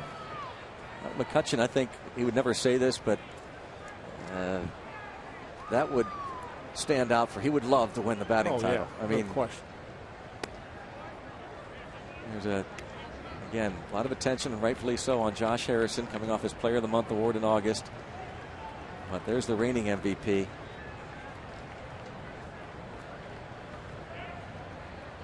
Nice competition between these two players. Another bouncer to second. Friday, Pirates and Cubs, 7:05 at PNC Park. And the first 25,000 fans will get an Andrew McCutchen t-shirt thanks to California University of Pennsylvania. Also the block party on Federal Street before the game featuring local live music and an alumni appearance from former Bucco Al Oliver. Go to pirates.com/free shirt Friday.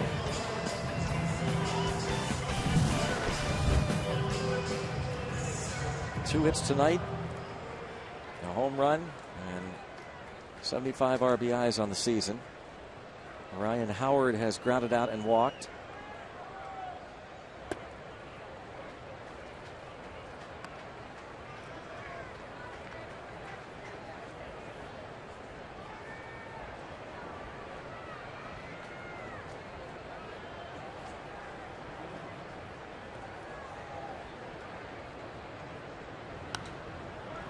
Worley had a 1-2-3 first inning.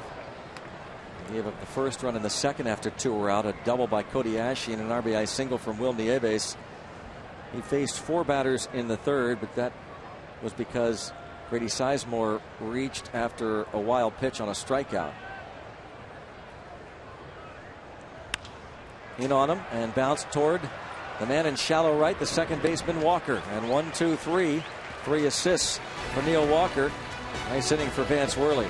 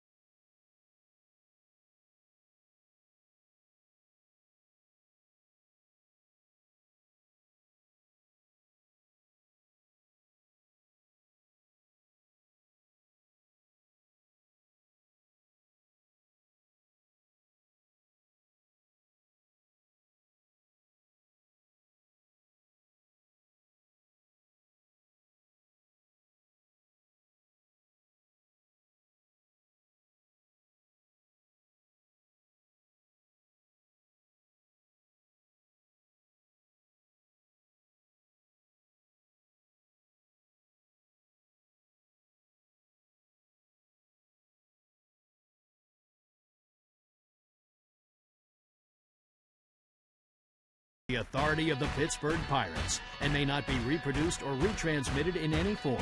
And the accounts and descriptions of this game may not be disseminated without the express written consent of the Pittsburgh Pirates. Between innings, the fanatic involved in this skit. The Pirate out there. Looks like he's going to try and whack the Philly helmet. And now the fanatic battles the Pirate. Who's going to win this fight? I think it was staged. You know, the fanatic's going to win it. Next thing you know, you're going to tell me the pierogi race is staged. What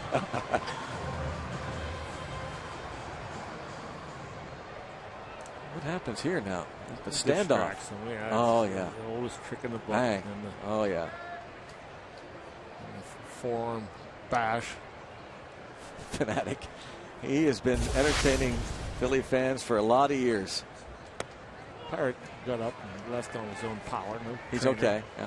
No trainer necessary. Nope. Jerome Williams goes 5 innings. Luis Garcia, hard-throwing righty, on in relief.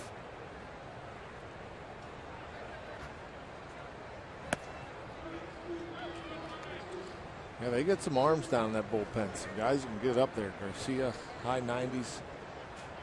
Pretty good breaking ball.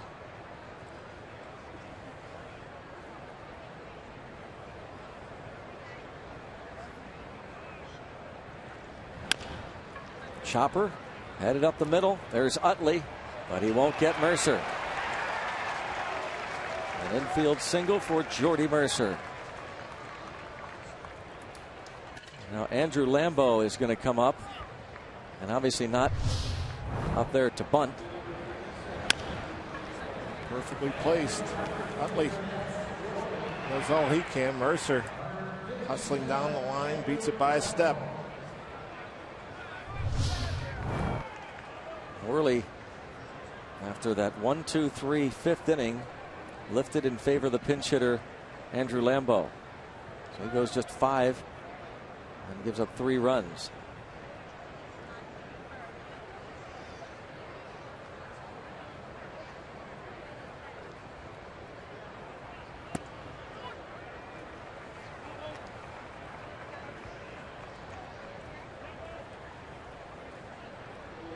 You got to gear it up. 97 miles per hour.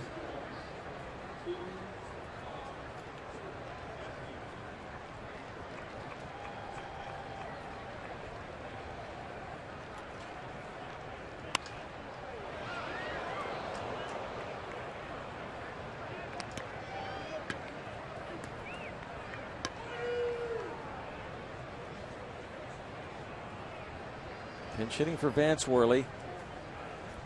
An 0-2 count on Andrew Lambeau. 0 for his last 7 at bats.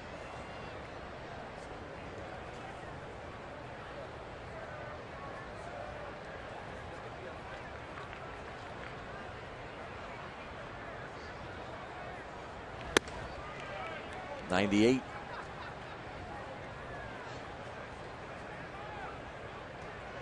Worley threw 92 pitches. He is in line to get the win. Yeah, that's big, that 5th inning. I mean, effortless. I thought it was so quick that maybe he had a chance of going a 6th. And Andrew Lambeau on the 1-2 pitch singles to right field. And Nick Leyva will wave Mercer to third, and runners at the corners. A pinch hit single for Andrew Lambeau. Nicely done. The hard-throwing right-hander decides to go with the breaking ball to Lambeau. And he was late. The only swing he made at the fastball, fouled it off the other way, throws the breaking ball, leaves it right where the lefties like it. Down inner half. And Andrew puts a good swing on it. Mercer going all the way to third. A great opportunity to add on.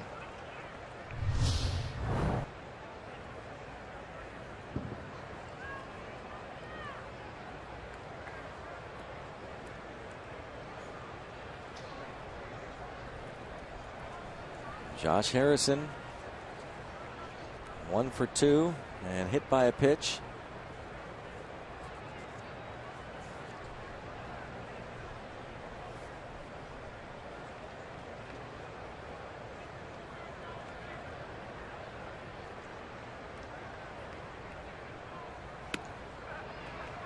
Oh, and 1. I'm guessing that's the breaking ball that Garcia was looking to throw to Lambeau. Get it started in the zone, have it break out.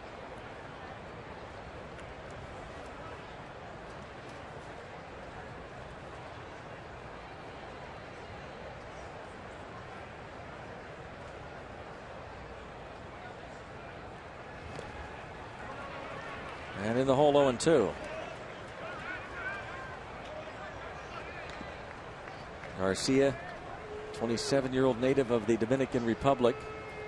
He was honored today as the 2014 Paul Owens Award winner that goes out to the best minor leaguer. .096 ERA and 25 saves for AAA Lehigh Valley.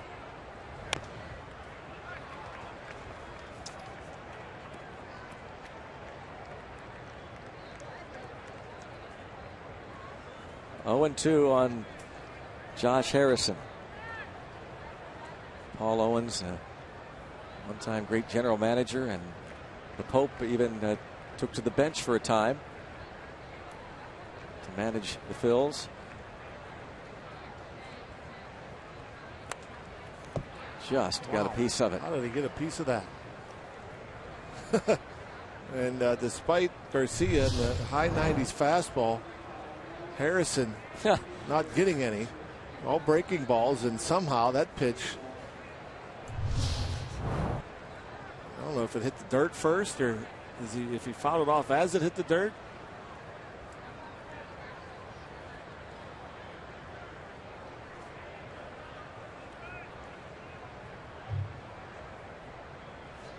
Now they'll go upstairs with the heater. Oh, line to right field, way back, and a diving try by Sizemore. He can't come up with it. Pirates get another. Harrison into second base. Lambeau held at third as Jay doubles past the diving right fielder, and the Pirates take a 5-3 lead. How about that? Throws the breaking ball when he should throw a fastball, and throws the fastball when he should have thrown the breaking ball. Jay having trouble laying off the slider. The fastball at 99 miles an hour. Didn't get it up high enough. Around the letters, Jay. Nice piece of hitting. Just up there protecting. Slices it just out of the reach of Sizemore. Could be a big inning here for your Buccos. Leading 5-3. Watch Josh Harrison again line this ball toward right, slicing away from Sizemore. The diving effort not close. Harrison drives home Mercer. That gives Jay 49 RBIs of the year, 34 doubles, and now a league-leading batting average of .318 for Josh Harrison. He now leads the team in doubles. For a guy that basically pinch hit the first month of the season and did not enter the starting lineup every day until the middle of May. Storybook season and a storybook story for the Pirates and Josh Harrison. Now the infield in, and as John said, a chance to really bust out with Marte. He has been hit by a pitch, popped up, struck out.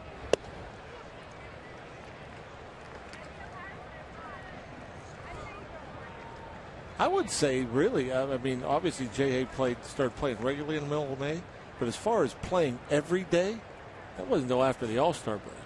I mean, I don't know if you remember, we come out of the All-Star break against Colorado. And there's a base hit into left field with the infield in. Marte singles home Lambeau. Keep it going. Break it open.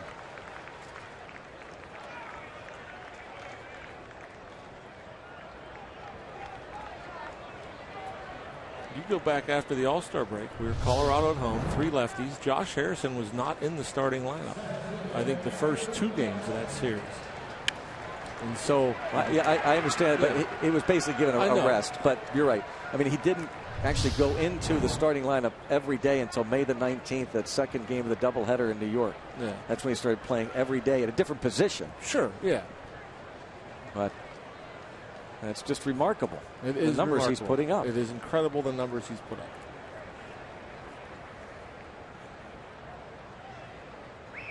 And John, how about this? Oh, look at this. He has no idea where the ball is. Luckily, it deflected off a shin guard, or else it would have been back to the backstop. I think once again, the umpire saved him. Once again, Tim Welke. Marte will go to second, nonetheless, on the wild pitch. This is the second time that the. I'm not even sure that's a pass. You're right. Yeah, hit him in the right foot again. Tim Welke. Twice. He's basically saved the Phillies a run.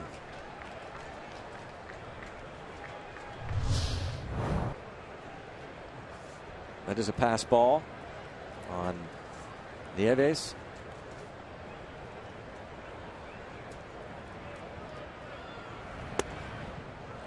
But how about this Pirate offense? I like it. It's been a story all year as well. It is. It's. They had a dozen hits the opening game of this series, winning 6-4.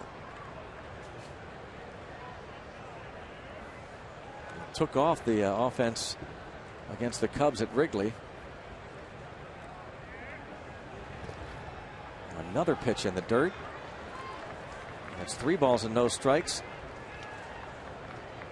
on Andrew McCutchen, who had the inside the park home run last inning.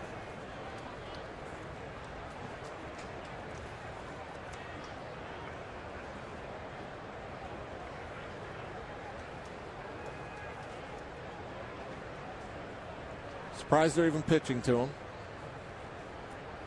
Let's see if he's swinging away here. 3-0.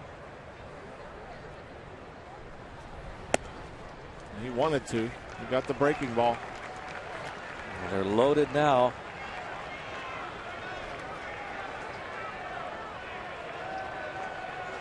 And here comes Ryan Sandberg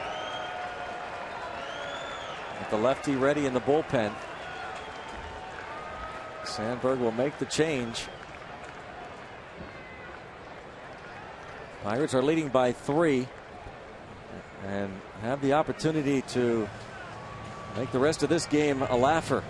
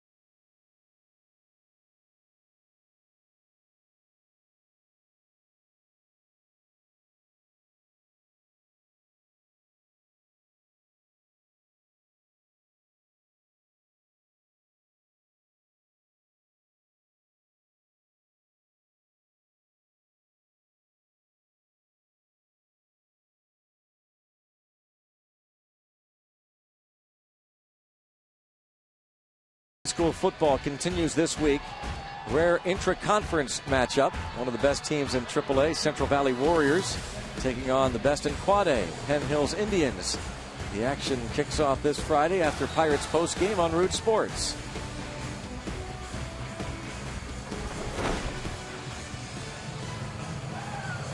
(6-3) Pirates lead. Bases loaded. Nobody out. Chance for some smiles and chuckles. Third base there. Smiles on the bench. Still work to be done, however. The lefty on in relief, Cesar Jimenez for the Phils. No ERA. 11 2/3 innings. 4 strikeouts, 5 walks. I get the. I wouldn't be surprised if Neil Walker's happy he got turned around here. Yeah, the way he's been swinging right-handed. Yeah. 0 for his last 7 between last night and tonight. Batting left-handed. Had that good series in Chicago against lefties. Home run for Neil Walker as a right-handed batter the other day in Chicago. His second home run of the season off a left-hander. By the way, 3 Pirates have hit grand slams on their birthdays. R.J. Reynolds was the last. He did it on April 19th, 1986 on his 27th birthday. And not going to happen here as Walker fouls out. The others to hit grand slams on their birthdays, Frank Thomas on his 29th birthday in June of 1958, and Bill Mazeroski when he turned 30, September the 5th, 1969. All players with grannies on their birthdays.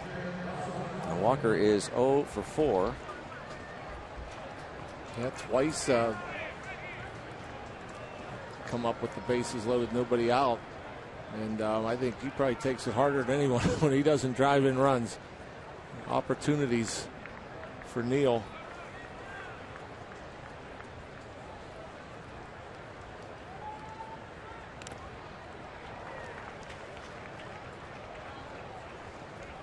Josh Harrison doubled in a run here in the 6th inning. He's at third base with a 2-hit game, on base for the 3rd time. Starling Marte, RBI single, moved to second on a pass ball. And Andrew McCutchen drew the free pass. Vance Worley standing behind Jeff Locke watching. Marte, by the way, with a 10-game hitting streak now. And a ball and a strike on Russell Martin.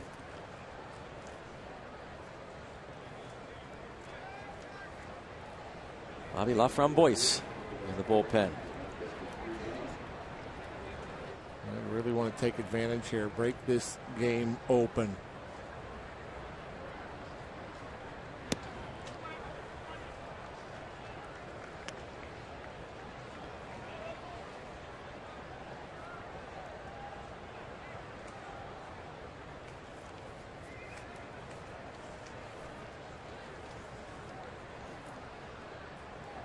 Two and one on Martin. 57 RBIs, the most since he had 65 ribbies in 2011 with the Yankees. Ground ball, third base. Ashe to second for one, and on to first, a double play.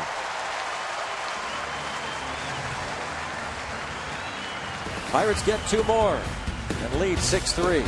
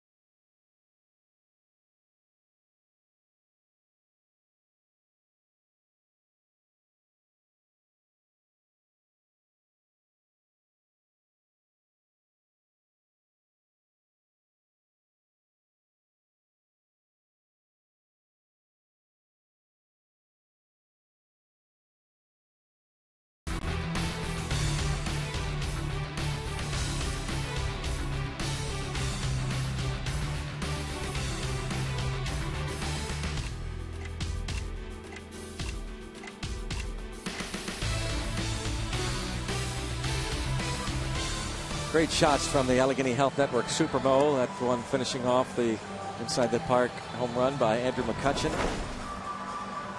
Part of this 11-hit attack. Bucks lead 6-3. It could be a lot worse on the Phillies.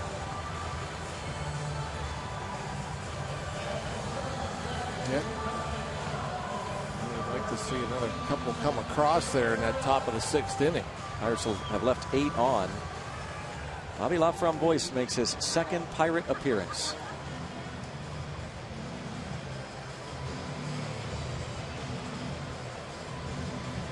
So the other day against the Cubs, you like to throw that fastball, a low 90s fastball. Claimed off waivers by the Pirates August 24th. San Diego Padres let him go. He started this year in spring training with Seattle. Darren Ruff pinch hitting for Dominic Brown.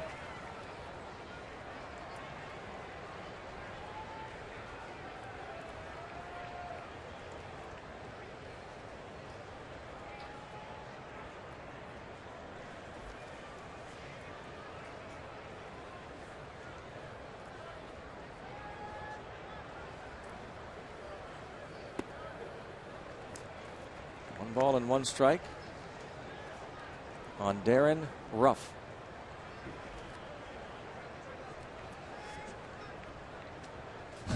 That was cute.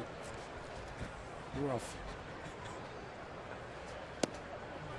2-1. Actually, that was rough.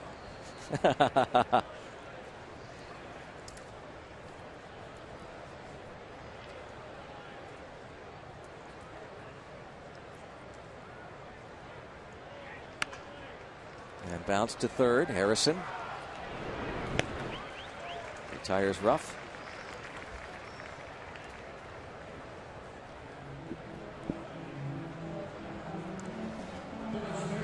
More tweets about Josh Harrison, his night so far.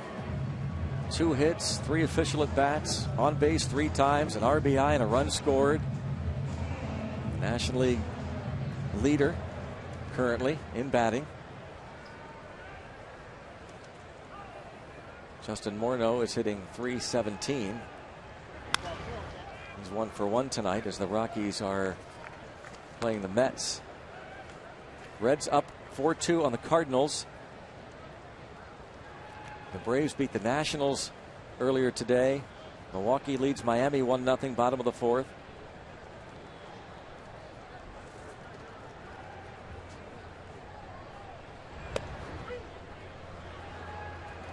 Couple of strikes on Cody Ashe. He was 2 for 2 against Vance Worley.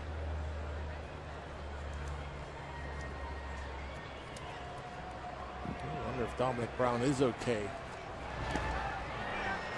Laframboise just fine. Strikes out Cody Ashe, 2 up and 2 down.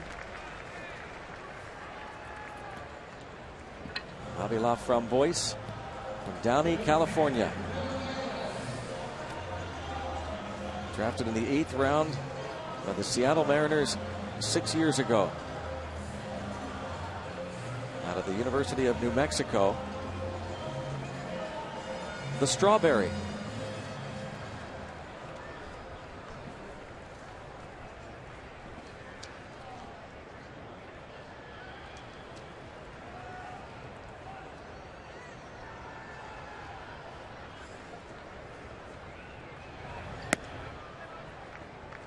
Ball 1 on Will Nieves. The French connection here, huh? Yeah. Laframboise and Martin.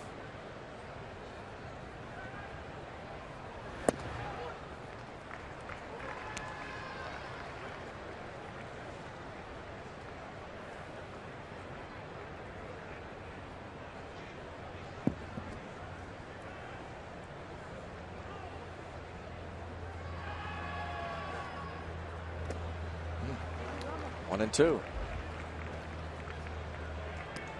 Ray Miller has to like what he's been seeing from this left-hander. Not afraid to throw his fastball. Throws it for strikes. Good change. Breaking ball. Finish him off. How about that? Nice. 1, 2, 3.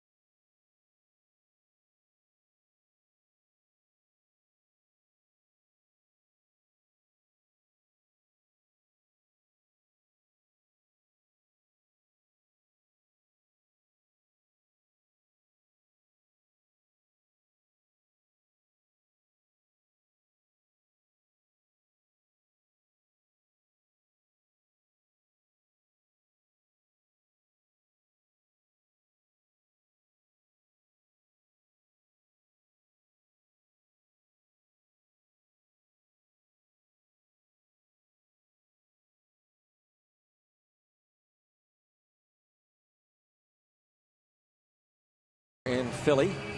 The Pirates up on their cross-state rivals.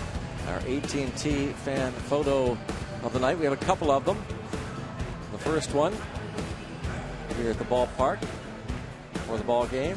Father-son combination. Dan Green sent that, and autographs. That baseball. I think that's a Russell Martin autograph on that baseball. Vance Worley autograph. Jose Tabata bats. Heading for Snyder.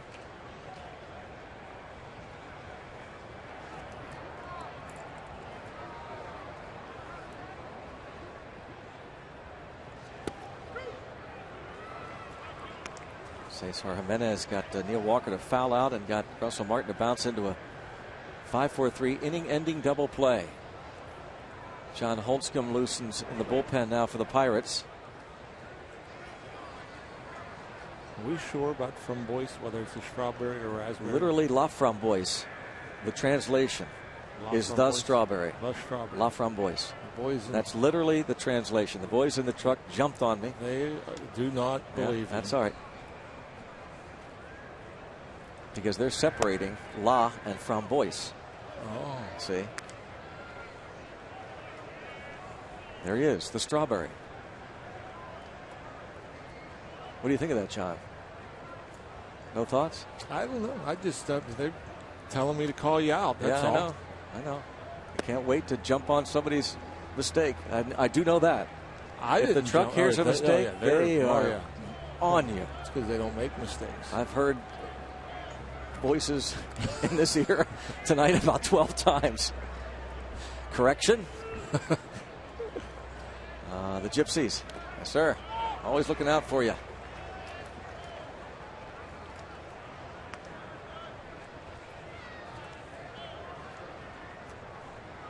He knows 8 or 9 languages, doesn't he?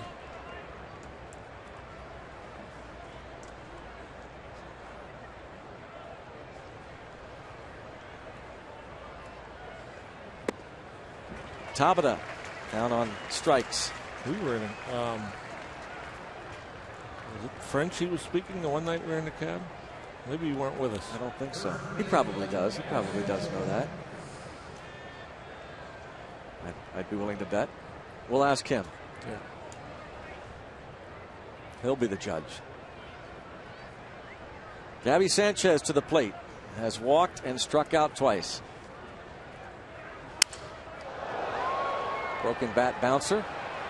And the spear stuck. Huh.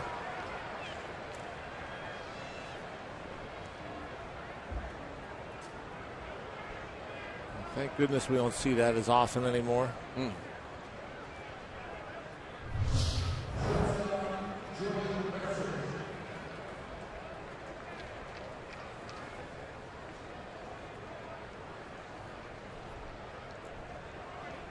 It's hard to not notice that in the corner of your eye, and that lands.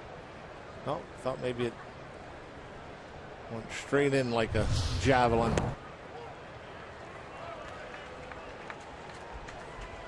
Jordy Mercer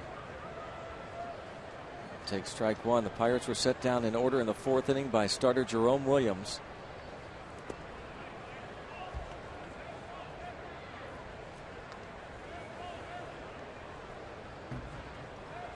McCutchen on base 3 times tonight.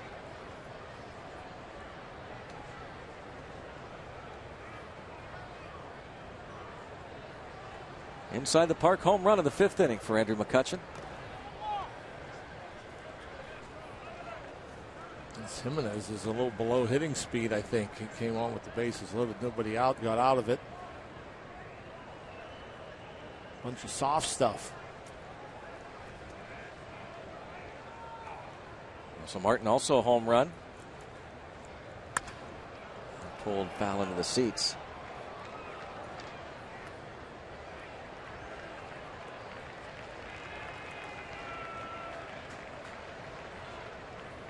Jordy Mercer, 11 home runs. The most since Jack Wilson hit 11 in 2007 as a Pirates shortstop. Before that, you have to go back 14 years. Pat Mears hit 13 in the 2000 campaign.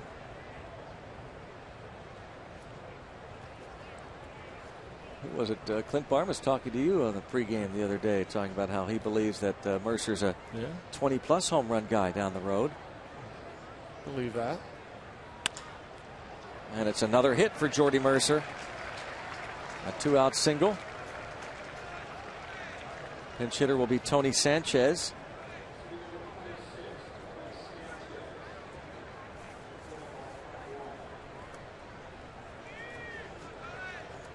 Most popular way to follow the Pirates' push to the postseason is with MLB.com At Bat, the #1 app for live baseball. Enjoy live look-ins, replay reviews, scores, live radio broadcasts, the MLB.TV game of the day, and more. Get At Bat for your smartphone or tablet on the App Store or visit MLB.com.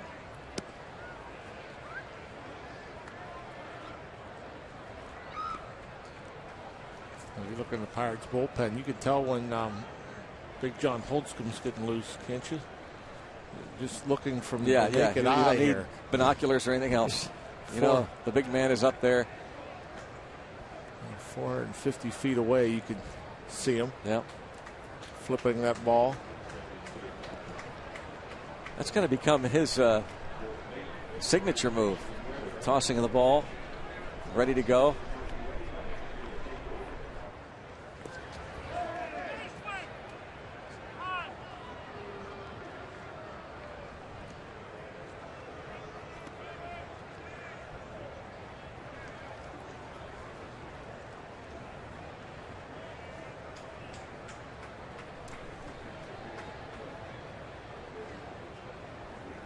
One ball, 2 strikes.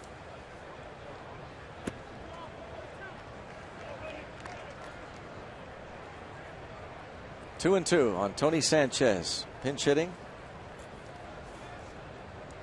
for Bobby Laframboise.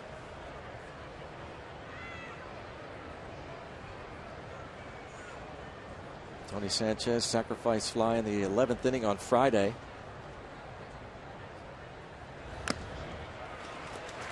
He goes down on strikes. Good work from Cesar Jimenez, which is a couple of scoreless innings.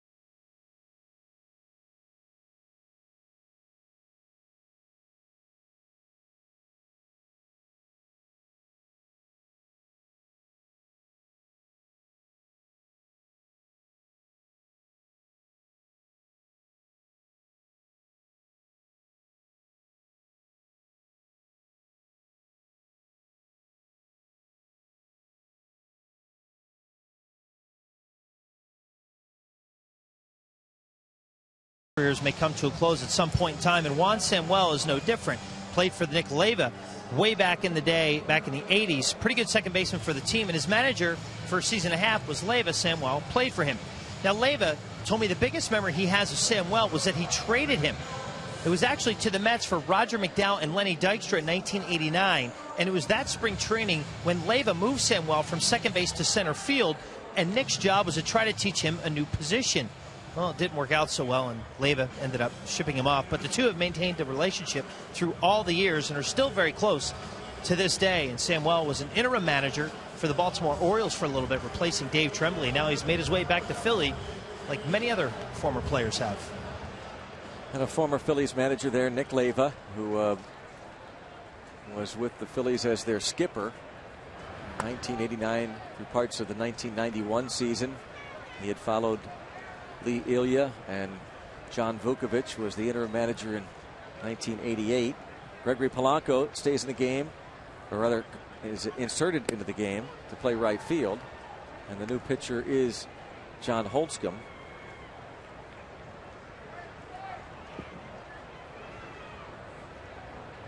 The late Jim Fregosi replaced Nick Leyva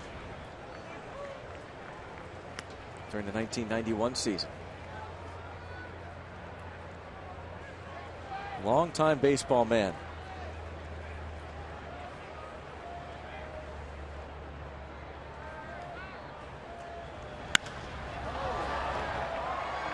Fly ball to right, and Polanco.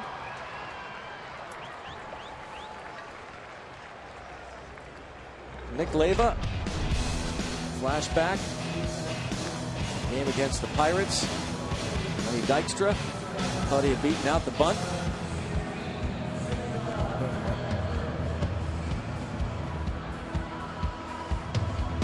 Young Nick Leyva, feisty. John McSherry, the umpire there at first. Cesar Hernandez, pinch hitting.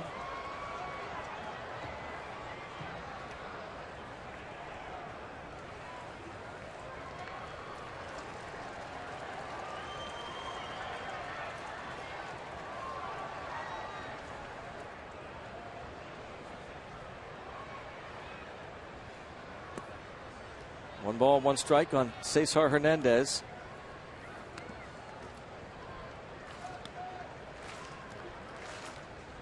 .208 batter from this left side of the plate.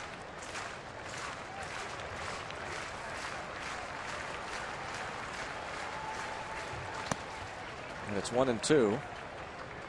And I hope you had the chance to read the story this past week. We've been talking a lot about it. John Holtzcomb, Baseball America, I think really did a great job chronicling this incredible story.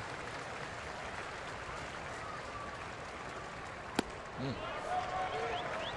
mean, it's just incredible. It really is amazing. You know, I just to think playing the lowest of low, independent league, and to see him come up here and just chunk strike after strike up there at velocity.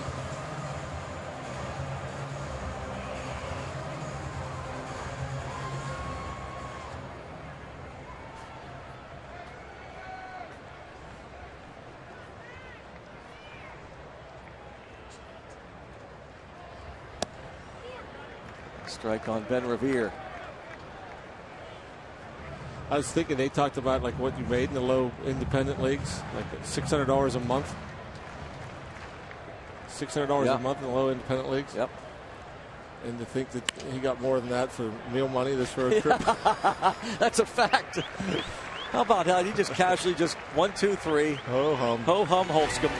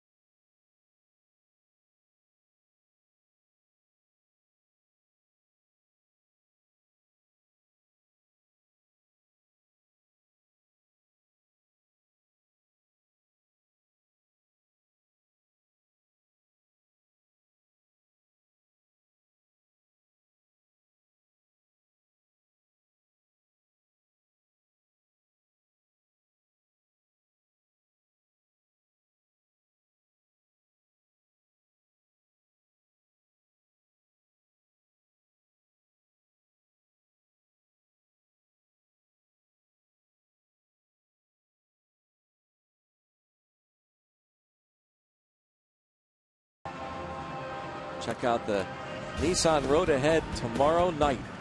Francisco Liriano against A.J. Burnett. Pirates hoping to win tonight, move perhaps to within 3.5 games of the first place Cardinals, and then look to take another series.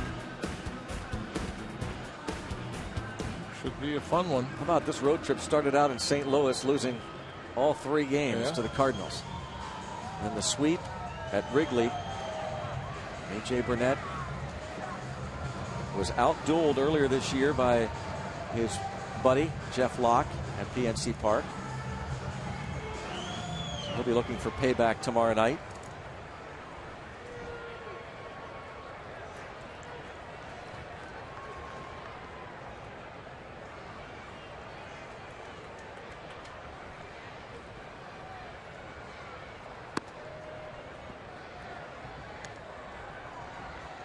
Jeff Locke, Robin as he was known last year.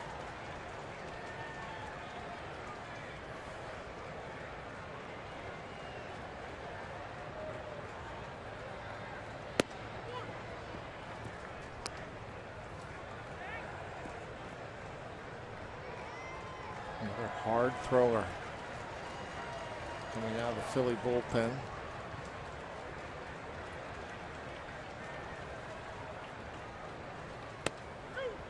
Couple strikes on Josh Harrison.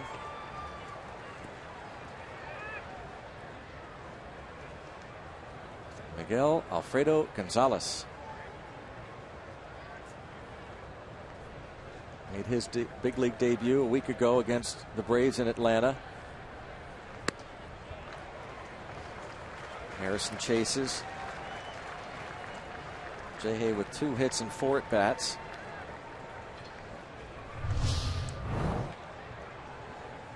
See, they're working away, goes up and away. It wasn't much different than the pitch J-Hay hit in the right for a double back in the 6th.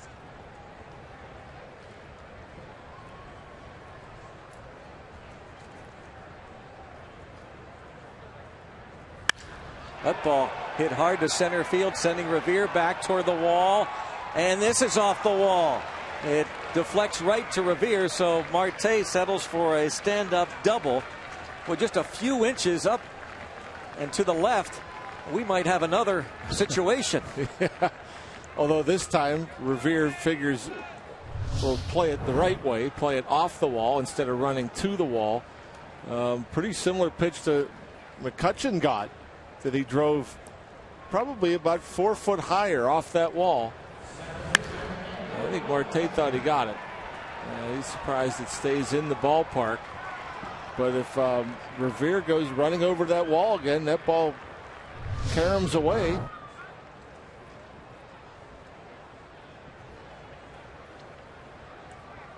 "13 hits now for the Pirates.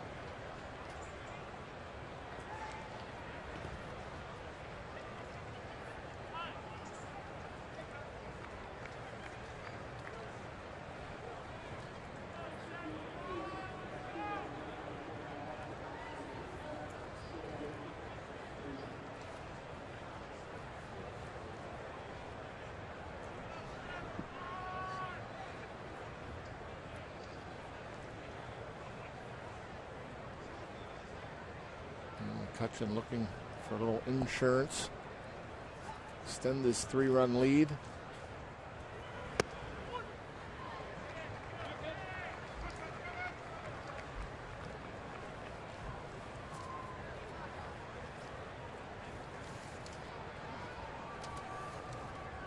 Hit attack for the Bucks. A dozen hits the opening game of this series. The other day in Wrigley, season high 19 hits.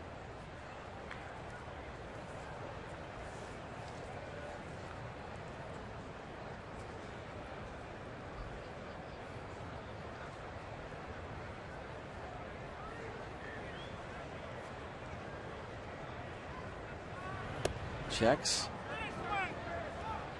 No, says the first base umpire, Ed Hickox. Pretty good curveball right there. Didn't miss by much.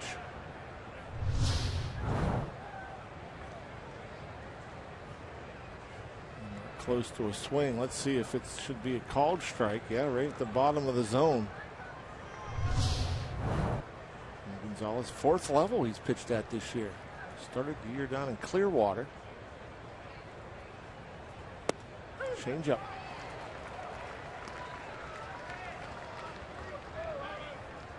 Batting race, look at this. The National League up to date. Josh Harrison, Justin Morneau, Andrew McCutchen, and Ben Revere. Buster Posey lurking.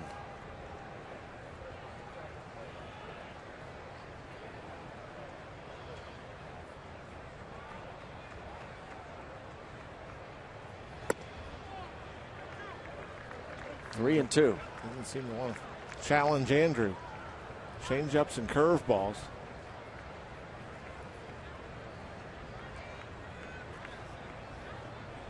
Andrew McCutchen's inside the park home run in the 5th inning. Watch Revere way back toward the wall. It's up off the wall. And that led to the inside the park home run. And this one, John? Just play it off the wall. He's been here all year, and you know, he realistically had a better shot at the Marte fly ball than the McCutchen one. McCutchen was way up there. But it's a difference between a double and a homer.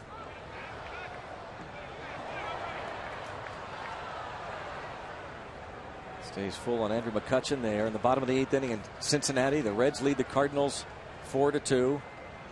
Brewers up on the Marlins 2-0, top of the 6th.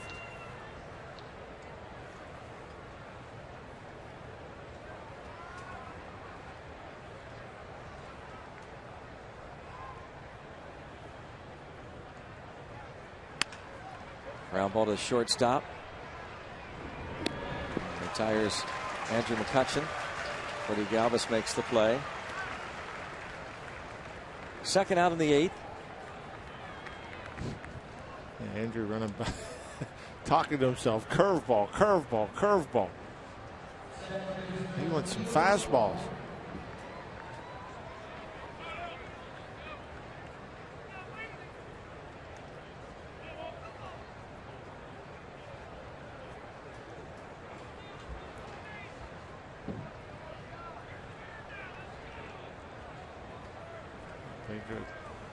Taking the ball. That could take you about almost 3 or 4 innings to undo a ball, get it down to that little rubber ball in the middle.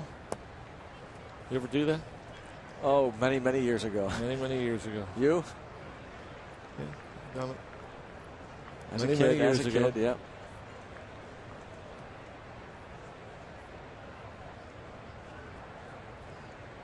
Pedro Alvarez earlier this year had to throw a baseball just about like that.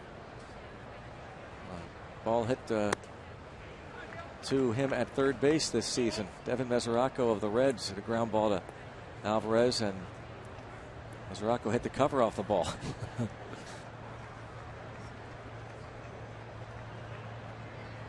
Alvarez eventually got it to first on about 12 hops.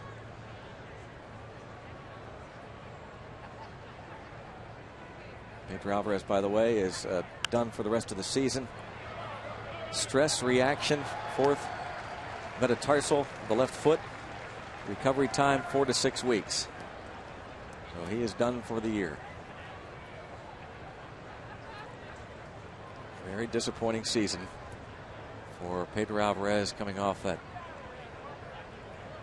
co-home run championship with Paul Goldschmidt, 100 RBIs, and all those ribbies in the division series.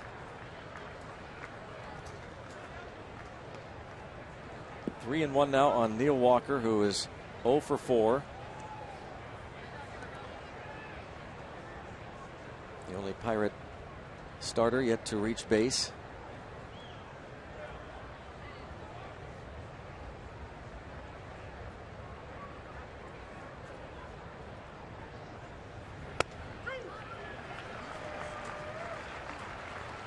Interesting to see Watson and Wilson both up, both lefties. Apparently, Clint Hurdle will go to Watson if it remains a 3-run lead. But if Neil Walker can drive in Marte and make it a 4-run lead, he would bring in Justin Wilson. That's the way it looks anyway.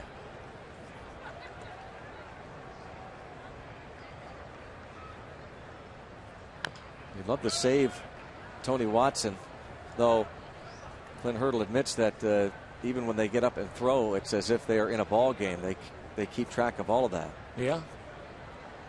How many times they're up and down, and I don't know if they count all the pitches that they throw in the bullpen. I think they may count times they get hot. Yeah, I think that's right.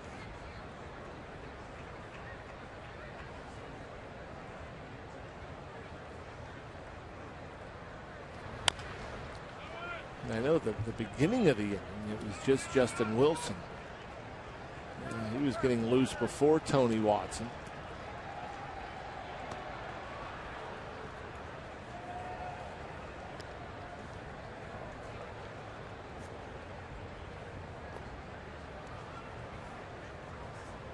Full count on Neil Walker trying to get Marte home. Walker's had some steaks on the table tonight. Ribeyes available.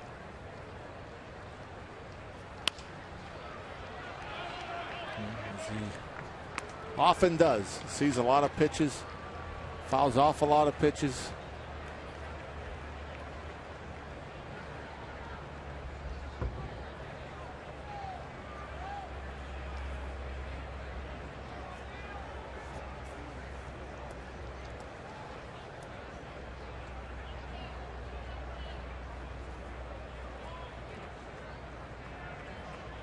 Neil Walker and Arnold Palmer share the same birthday, September the 10th.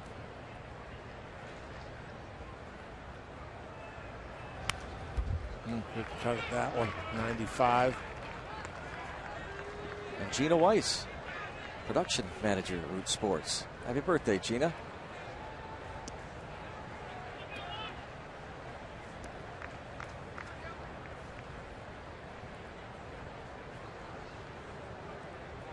I think Mark Garda has a difficult time dealing with the broadcasters. Imagine Gina Weiss.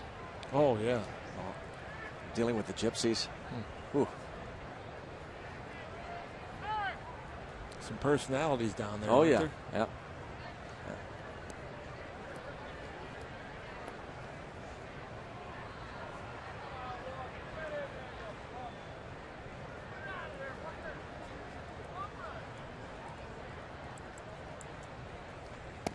Wow, Neil Walker, frustrating night for him, no doubt.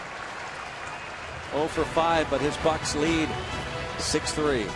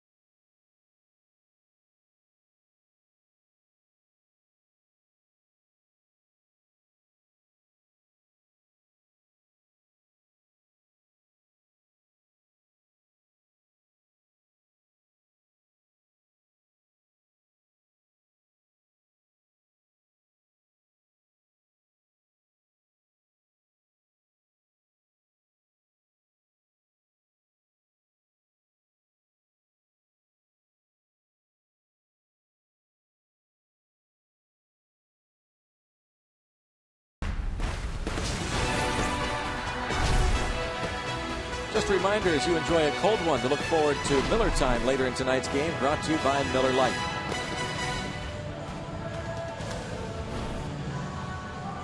Bucks lead by 3. They need 6 outs to make it 2 of 3 over the Phillies.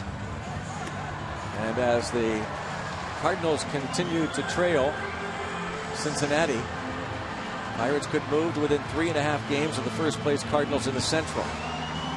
Tony Watson is the 4th pitcher to work tonight for the Pirates. Vance Worley went 5, and he is in line to get the W. Bobby LaFramboise, a 1-2-3 6th. John Holtzcomb, a 1-2-3 7th. They've turned out to be 2 pretty nice pickups. Yeah. Tony Watson faced 4 batters on Monday night. Did give up a 2-run triple to Chase Utley, but he inherited those runners. Grady Sizemore 0 for 3.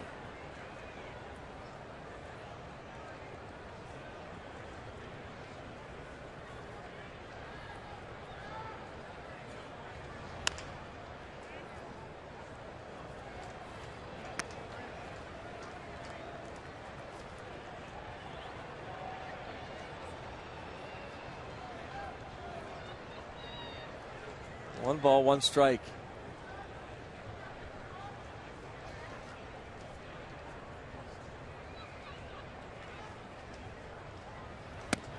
One and 2 on Sizemore.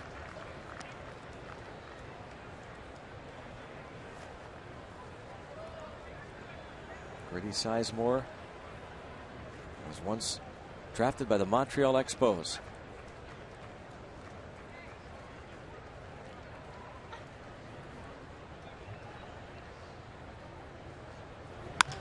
Bounces this to Neil Walker. He was part of the Bartolo Colon trade. He was, yes. Right? Yep. Back in June of 2002, Cliff Lee involved in that blockbuster. Brandon Phillips. Tony Watson just keeps rolling right along.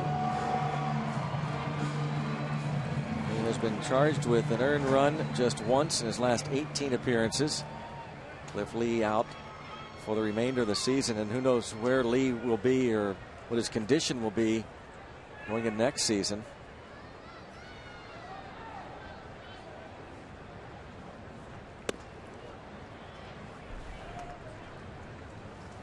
Utley is hitless in 3 at-bats.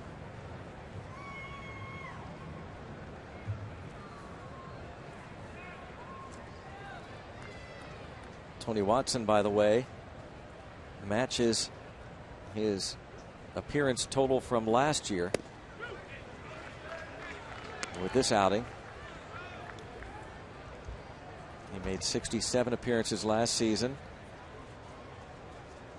68 2 years ago, his first full season in the big leagues.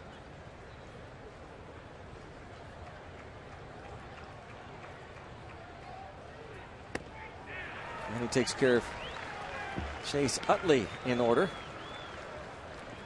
2 up and 2 down. Easy as the bullpen made it look. Not messing around. Going upstairs with the fastball.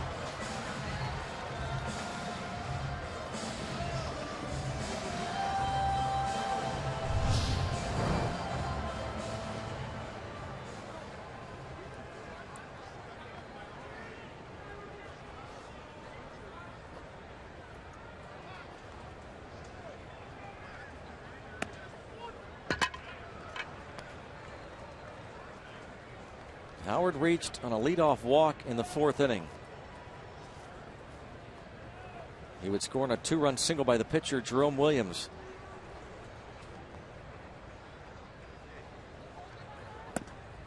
Oh, and 2. With that hit, the Phillies had taken a 3-2 lead, but the next half inning, Andrew McCutchen hit the inside the park home run. Russell Martin homered out of the park. Bucks took the lead and added a 2 spot in the 6th.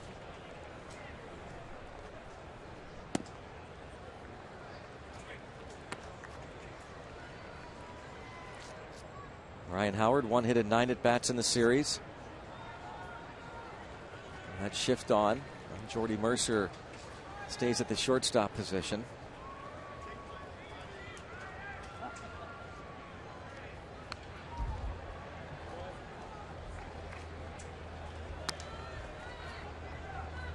Josh Harrison moves from third base over to the right side and is on the outfield grass. See Marte. Marte's actually playing him the opposite way. Playing a little the other way in the air. Pull on the ground. Tony Watson makes it look elementary.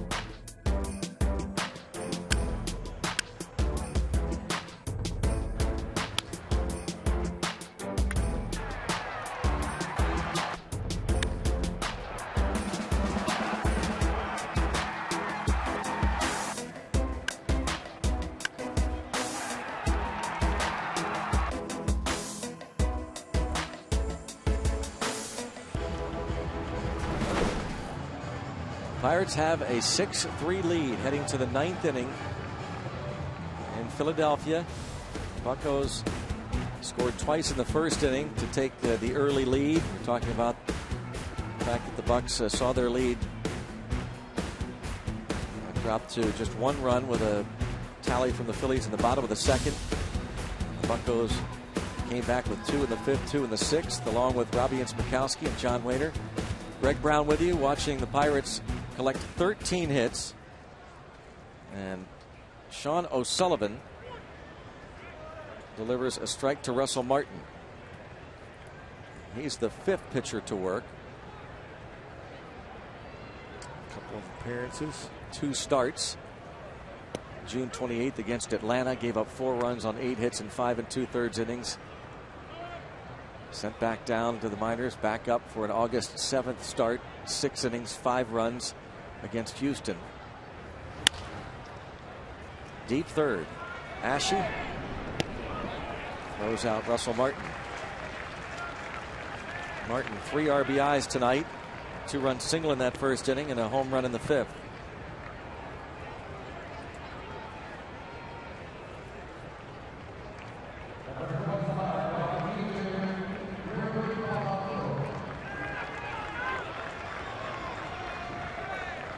Melanson getting ready.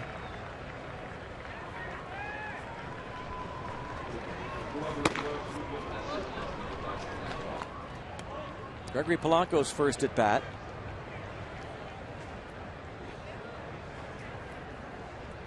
Travis Snyder started in right and was 2 for 3. Was a top of the pinch hit in the 7th and struck out.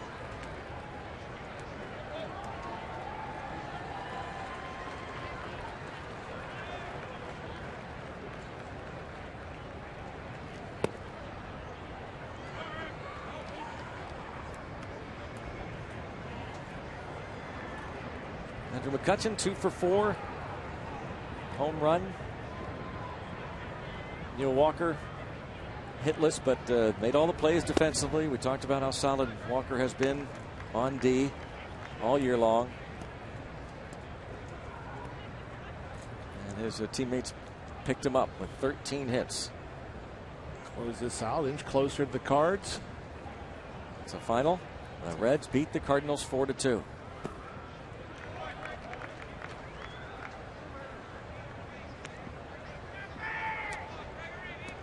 Pirates 3 outs away from moving to within 3.5 of the Redbirds.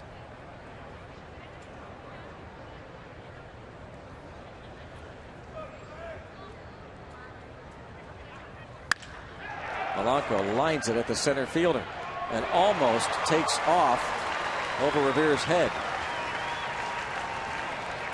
That ball is crushed. Bad luck. That's all you want to do as a hitter. Hit a pitch that you can drive up the middle. When you hit it that hard, you should be rewarded.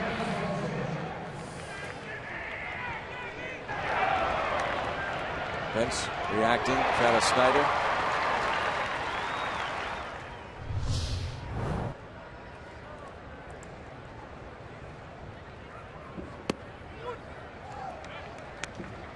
Gabby Sanchez has walked, struck out twice, and bounced out.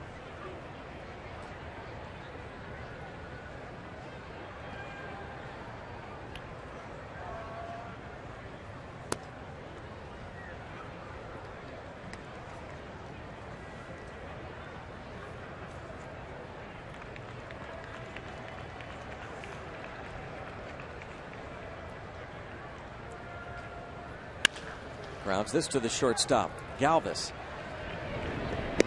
1-2-3 for just the second time tonight. Pirates are set down. Mark Melancon will be coming on to try and save it for Vance Worley.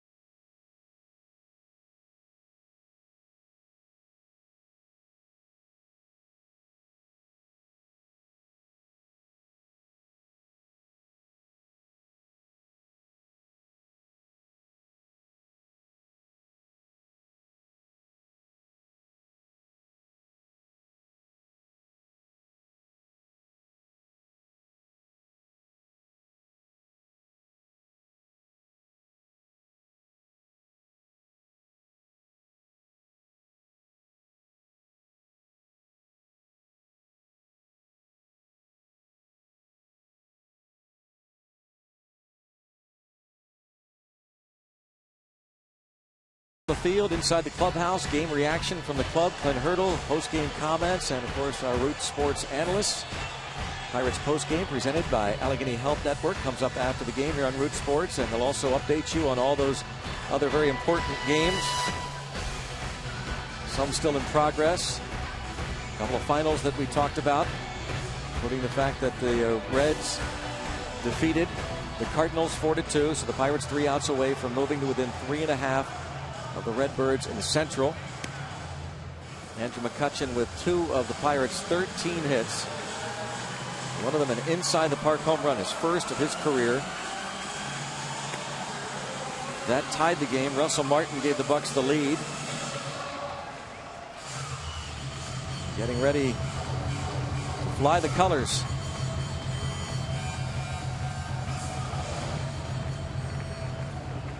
Melancon aiming for his 28th save. 60 punch shots, just 10 walks, 197. opponent's average. Pretty good stuff.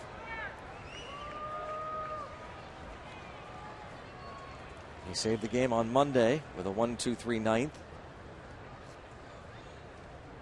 And it was Darren Ruff who started off at bottom of the ninth inning on Monday night. Melanson struck him out.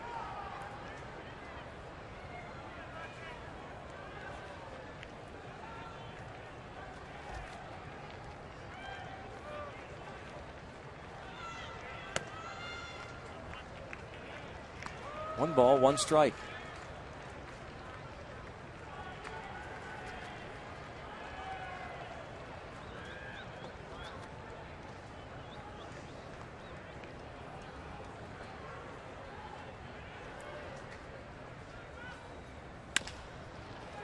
Shortstop Mercer.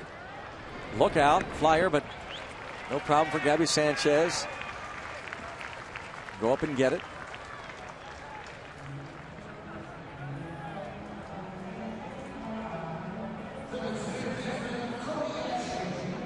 13th ground ball out. Quartered by a Pirate infielder.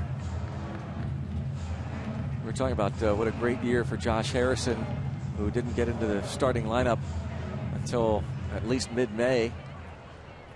And Mark Melanson didn't become the closer until well into the first week of May. Talking about a guy now trying to save his 28th. Where would he be if he had been the closer at the outset? Yeah, he might be right up there with the league leaders. Right around 40.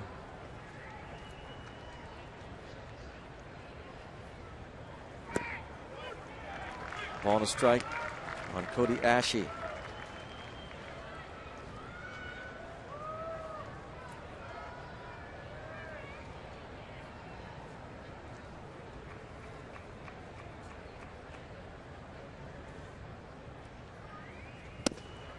One and two.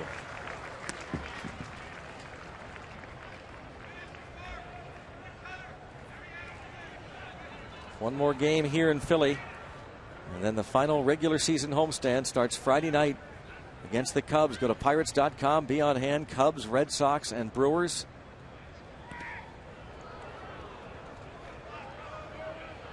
As the Bucks make a final push for postseason play.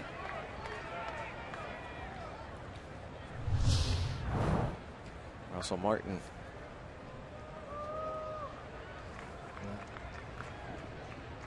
He didn't swing. That was a tough one. Let me ask you something. I'm just thinking, the other night, he just gets a piece of it. The other night, Andrew McCutchen, I think it was the 9th inning before he touched a single game ball. I think he got a fly ball. Nothing today again. When was the last time you had, 3 games with how many putouts? Yeah, that's what I'm thinking that he's kind of just had it pretty easy out there.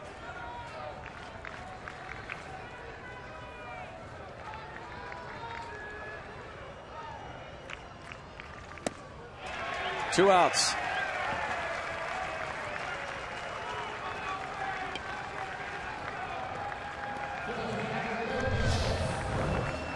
Mark Melanson and that good cut fastball. Look at the location. Nothing in the strike zone. Everything on the edges. Bottom of the zone or the inside corner.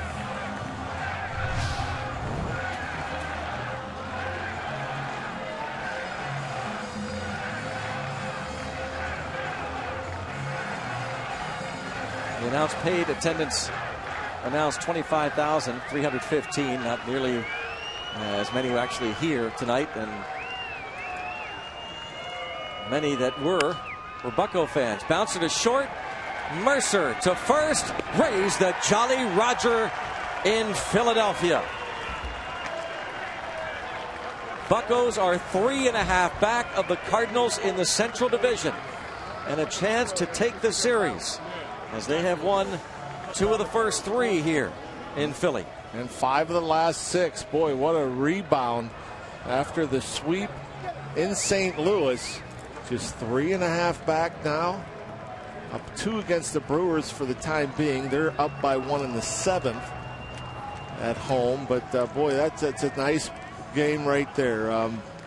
Worley wasn't at his best, but good enough Gets through 5. How about the bullpen, John? The relievers retired the last 16 batters in a row. Just absolutely effortless. Including Worley. 1, 2, 3 in the 5th. And it was Laframboise, Holtzcomb, Watson, and Melanson.